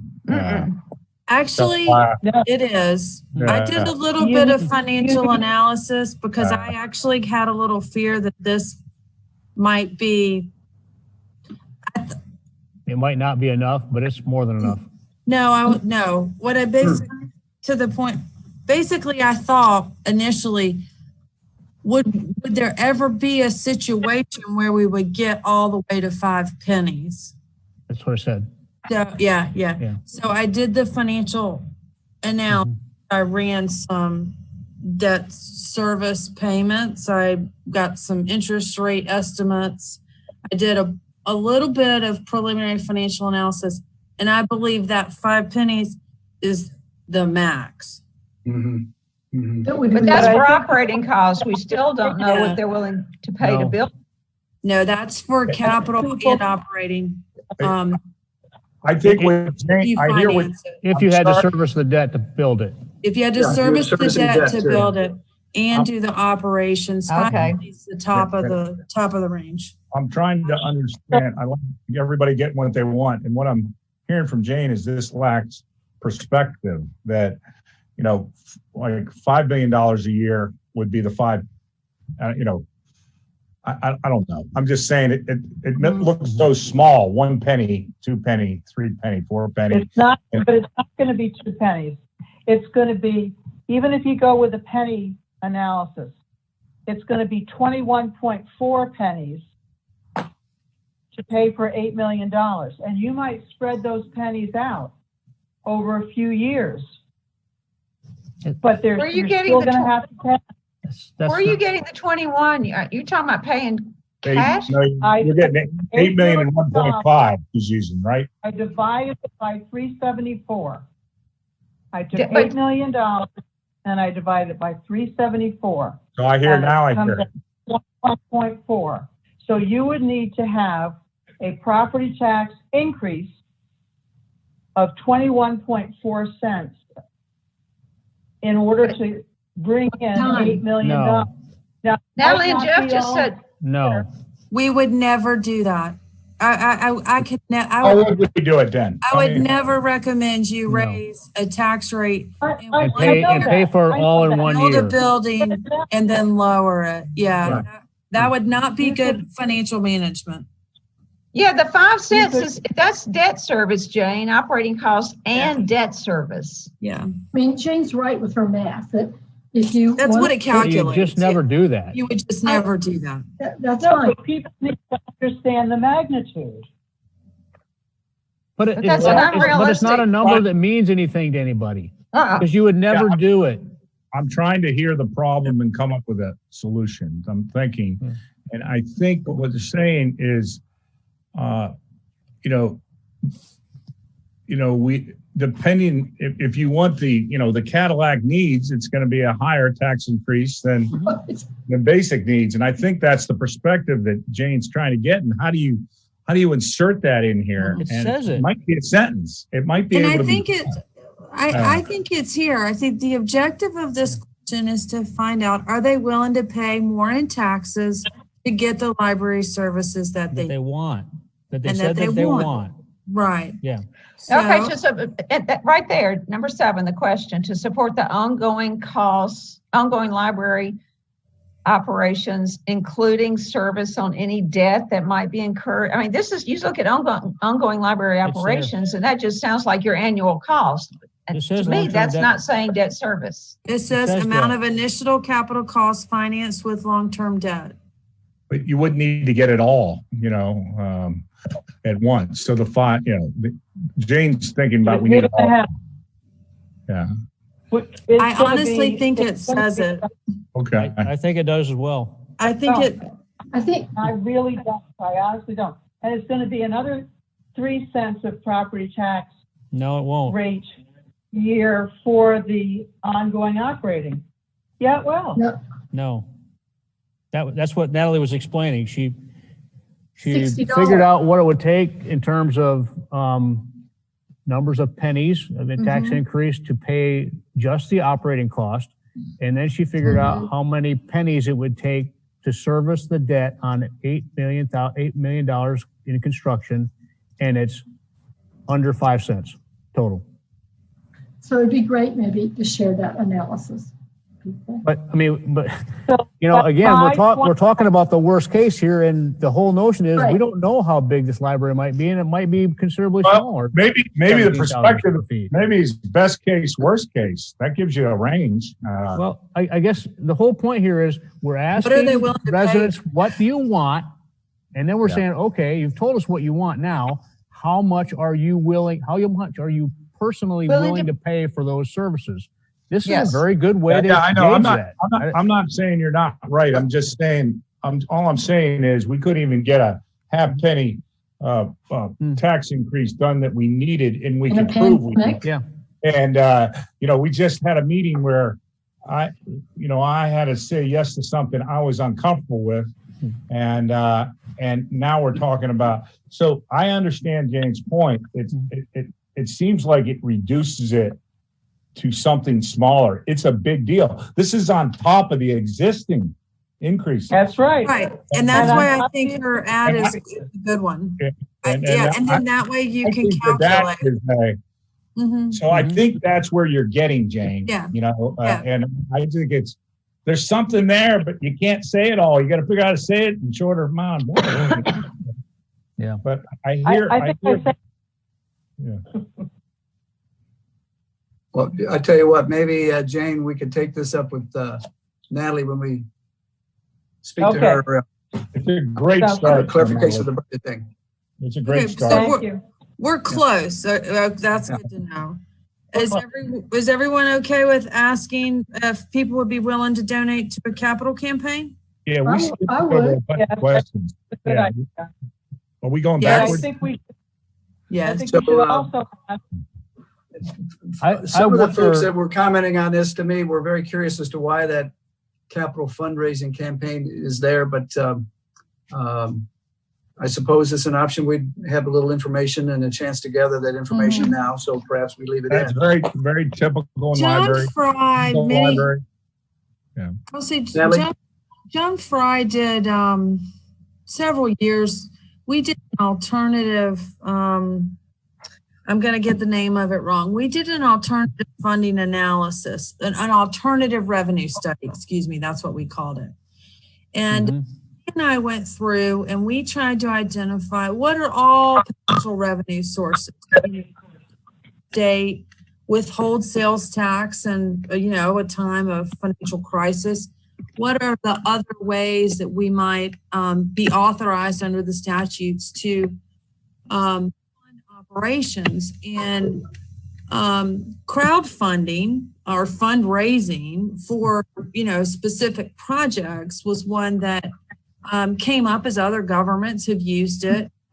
We used it when we built Camelot Park, I believe. We raised money for the hockey rink. So it's not uncommon. It's just not something that that we've done that much of. And we've only done it on a small scale, not on a large scale facility. So Okay. that's why I put it out there.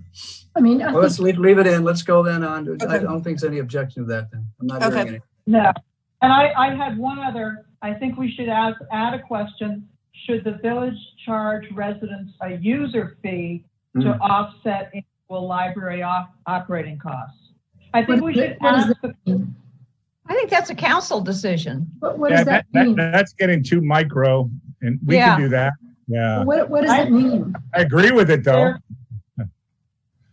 I think it's a fair question because I think it's going to help. All these things, I think, make people think, where is the money going to come from? So Jane, I don't understand your question though. Can you help me with that? She's wanting to ask residents if they would feel comfortable or would they be willing, I don't remember exactly how you worded it, but would, you know, you wanted to would it be acceptable for the village to charge residents? Charge a resident a fee. A library fee. A card fee. So A library card fee.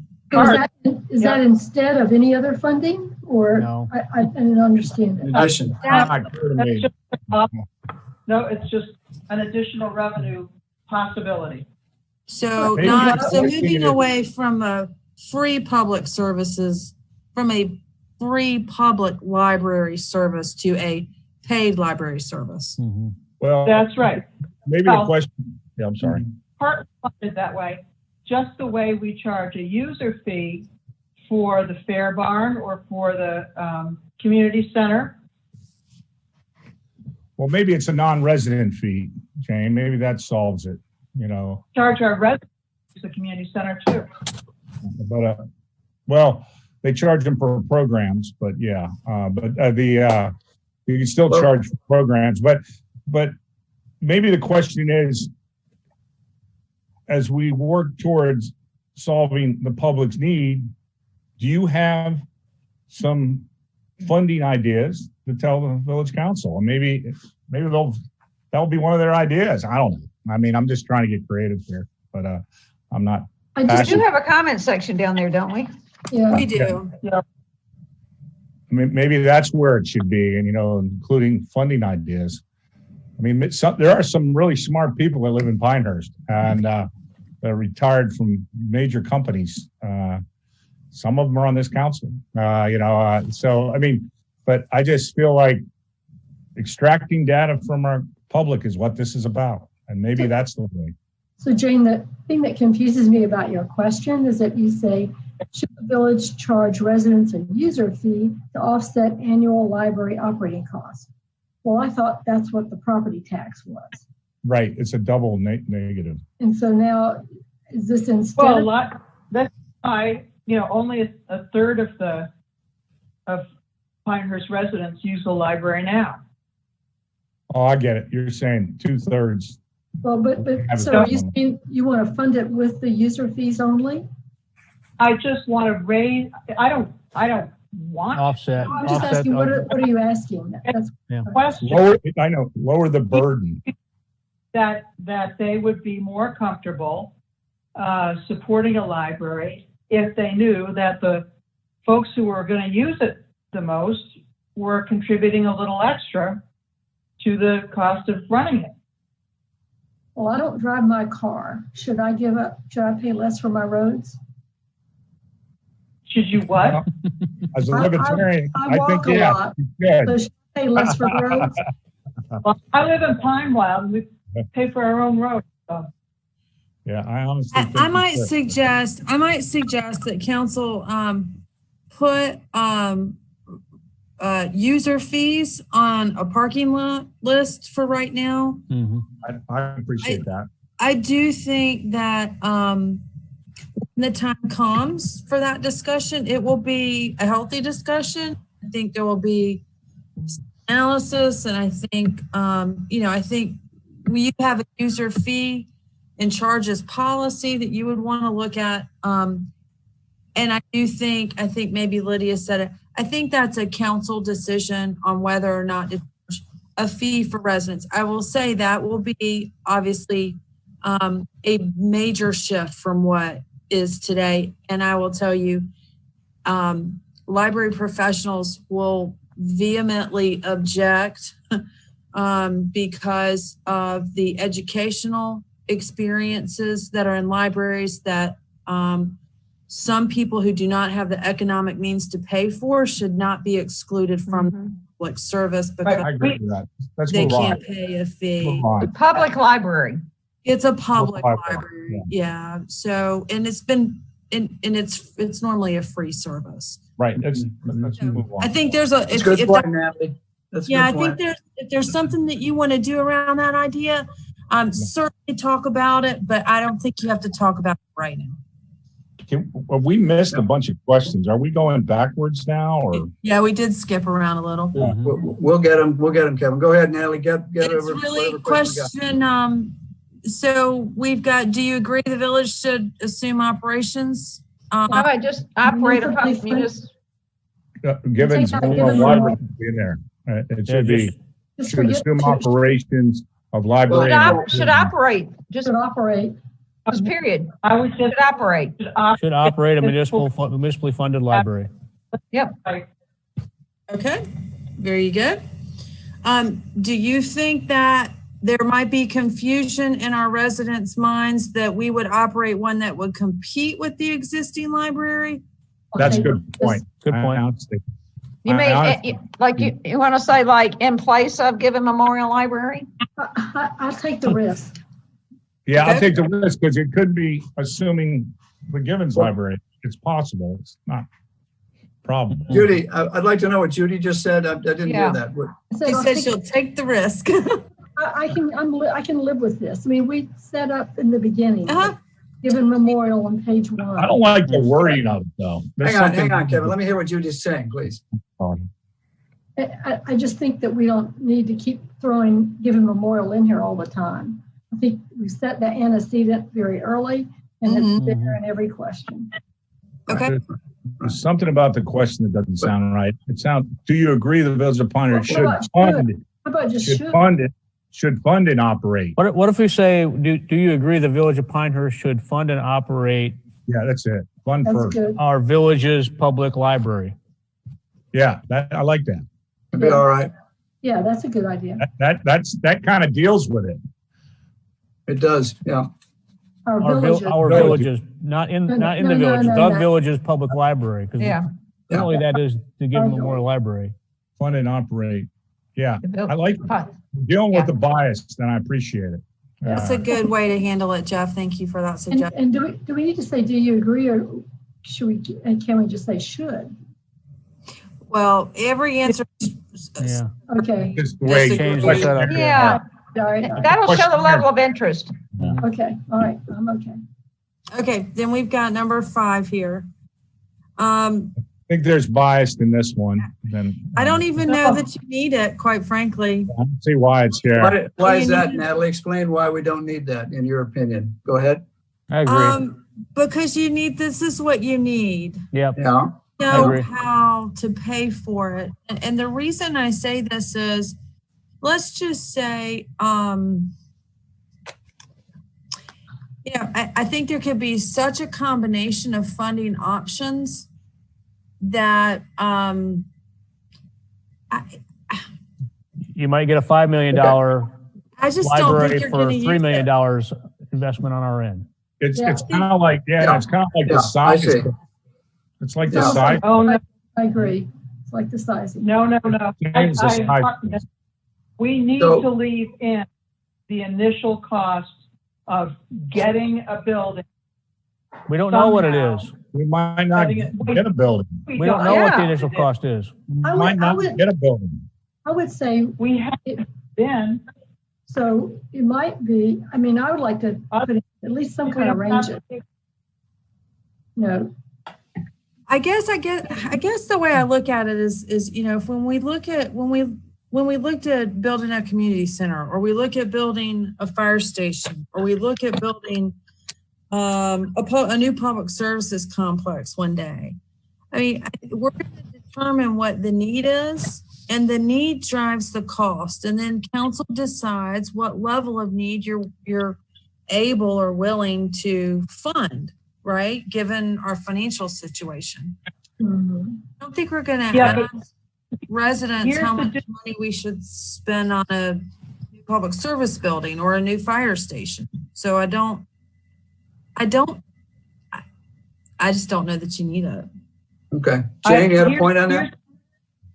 Here's the difference. If you're trying to figure out how to configure a new fire station, you're going to be looking at objective criteria. But here, you're really not. You're looking at subjective criteria. And the subjective criteria are what people want. Do they want? The question is, do you want certain library services enough to pay extra for them? And if you want to have all this meeting space in addition to the books and the staff and so forth, then you're going to have to pay for a bigger library facility one way or another. There's not two ways about it. You So make me. that's got to be in there. But it's not If you- necessarily $8 million. Right, I think you get the answer to what you need though in that in that lower question that asks how many cents they're willing to pay. I really disagree. I think you're stripping out so much of what the information that puts it in perspective for people. Well, I think you can put the People have to understand that there's going to be an initial cost for the facility, which is going to be a big cost if they want more services, and a smaller cost if they're willing to live with fewer services. Then that's how they get to help them. I don't You could disagree put that- with you, Jim.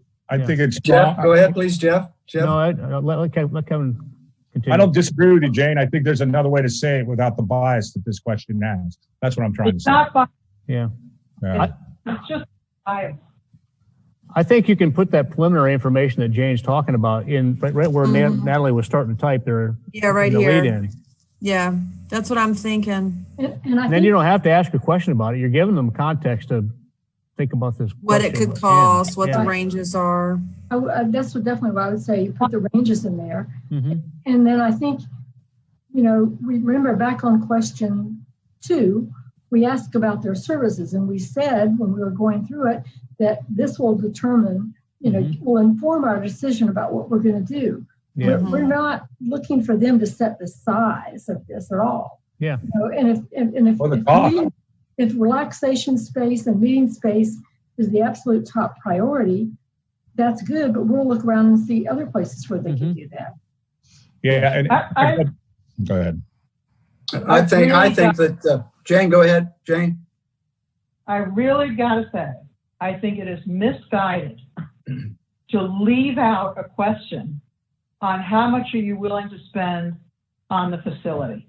We've got that, don't we? Next question's there. No, I know how much they're willing to spend. It's up to us to decide how we're going to provide those services. And it's not necessarily building an $8 million building. We've got to see what services they want, where we can provide them, and how much they are willing to pay for that. go, Natalie, go back to the question that everybody's talking about striking. Lydia, if you look at it, it gives a range of prices. Right. And we're saying, how much are you willing to spend? That's in that question down, how much are you willing to add to your tax base? No.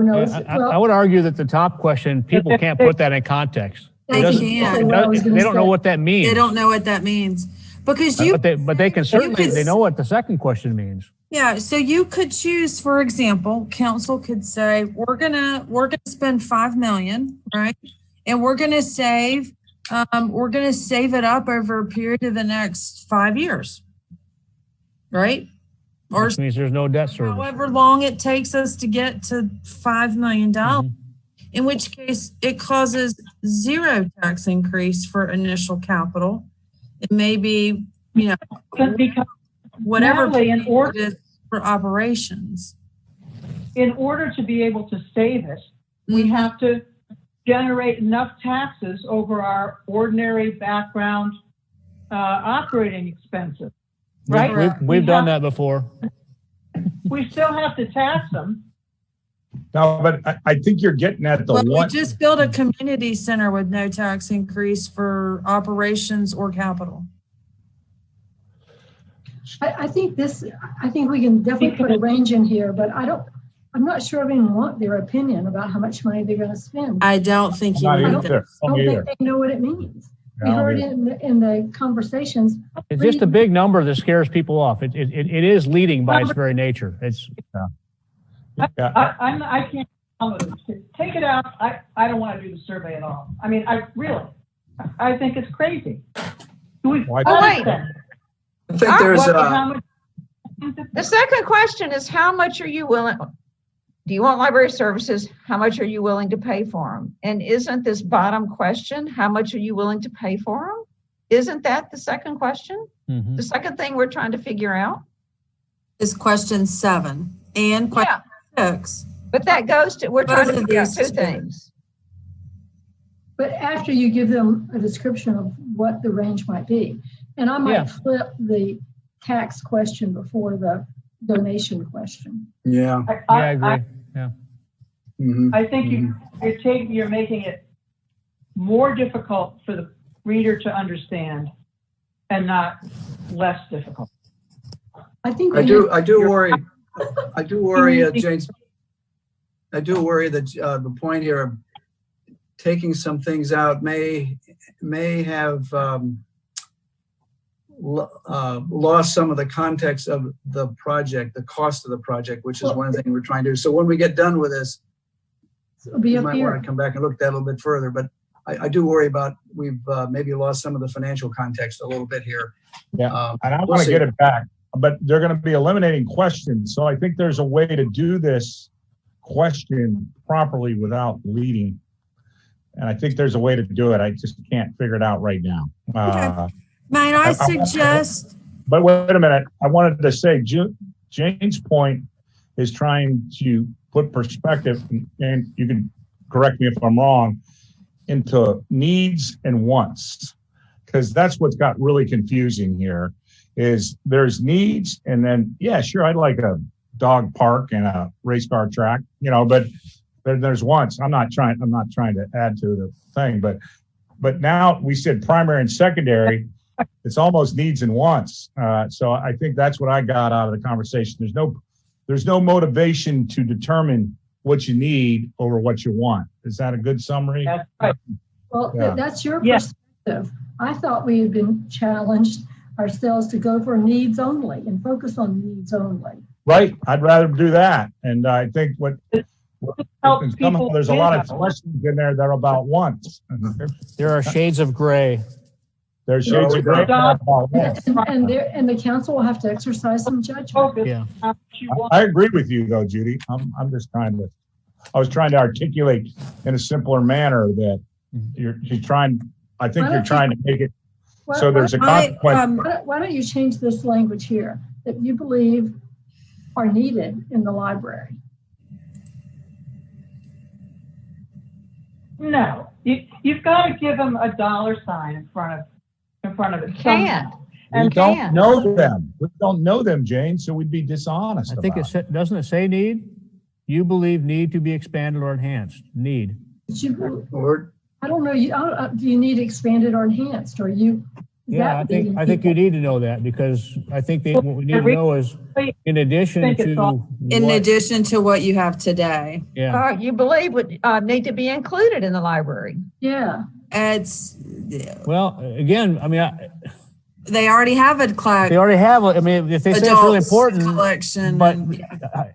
but you know you already have an adult collection. How do you know the degree to which people want it expanded more than what we currently have? Have today. Yeah, okay. Well, some people will get this and they don't use the library. That's true. True.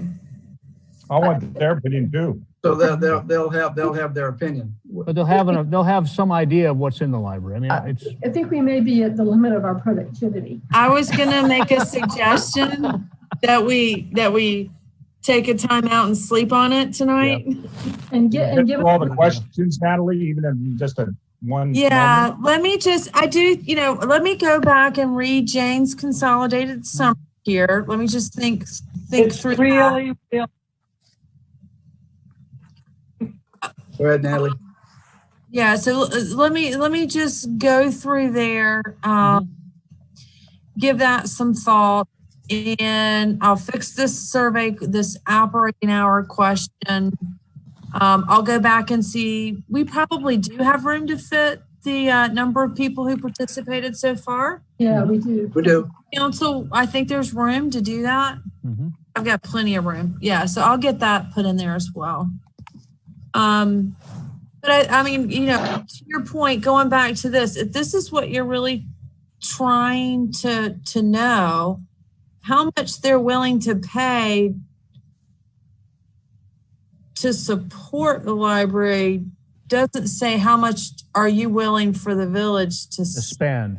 To spend. Yeah, it's a different question. That's a totally different question. Yeah. Why don't you Well, put wait it a in red minute, board? isn't that where you get to a council decision? Let's see how much they're willing to pay. Personally. Mhm. And And then then we you take use that. that to determine how much you want to spend. Yes, yes. Correct. And you know, I keep thinking there's so many things that we want to know, but it's like the public gives us information and we make decisions based on the information they give us. And I have to kind of segregate what do we need to make the decisions that we need to make. Mhm. I do think though that Jane and John are correct in that it would be appropriate to put some type of Mhm. some I type agree. of financial context in. Yes. And I agree too on Yeah, that. it's got to be Yeah. in there. I So think let we me just think about it and sleep on it, and I agree. I will shoot Okay. you an email with the revised version. How does that sound to council? Perfect. Perfect. Sure. Under one condition, Natalie, Yes, sir. your email will not be dated any earlier than sometime tomorrow midday. Okay. It You won't deserve a be. little break. Good We're not luck. expecting Good you luck to with do this that, John. tonight. Thursday is okay too. All right, Mr. Sanborn? Direct order from the mayor. I'll take Time. it. I've learned my take it. lesson on that one. Good luck, John. Yeah. Thursday is fine. I don't listen. Thank you all for your hard work. It's very You're welcome. difficult what Yeah. we're doing, but we're getting there somehow. This is great close. discussion. On all points, budget and library. Great The meeting- progress. The work session is now terminated. Good night. Thank you. Thank you. Good job. Terminator. I don't have to- I don't have to Mayor. ask Executive for a, decision. vote. Mayor. I don't You're want the to- Terminator. We'll call you the Terminator Okay. now. Good night.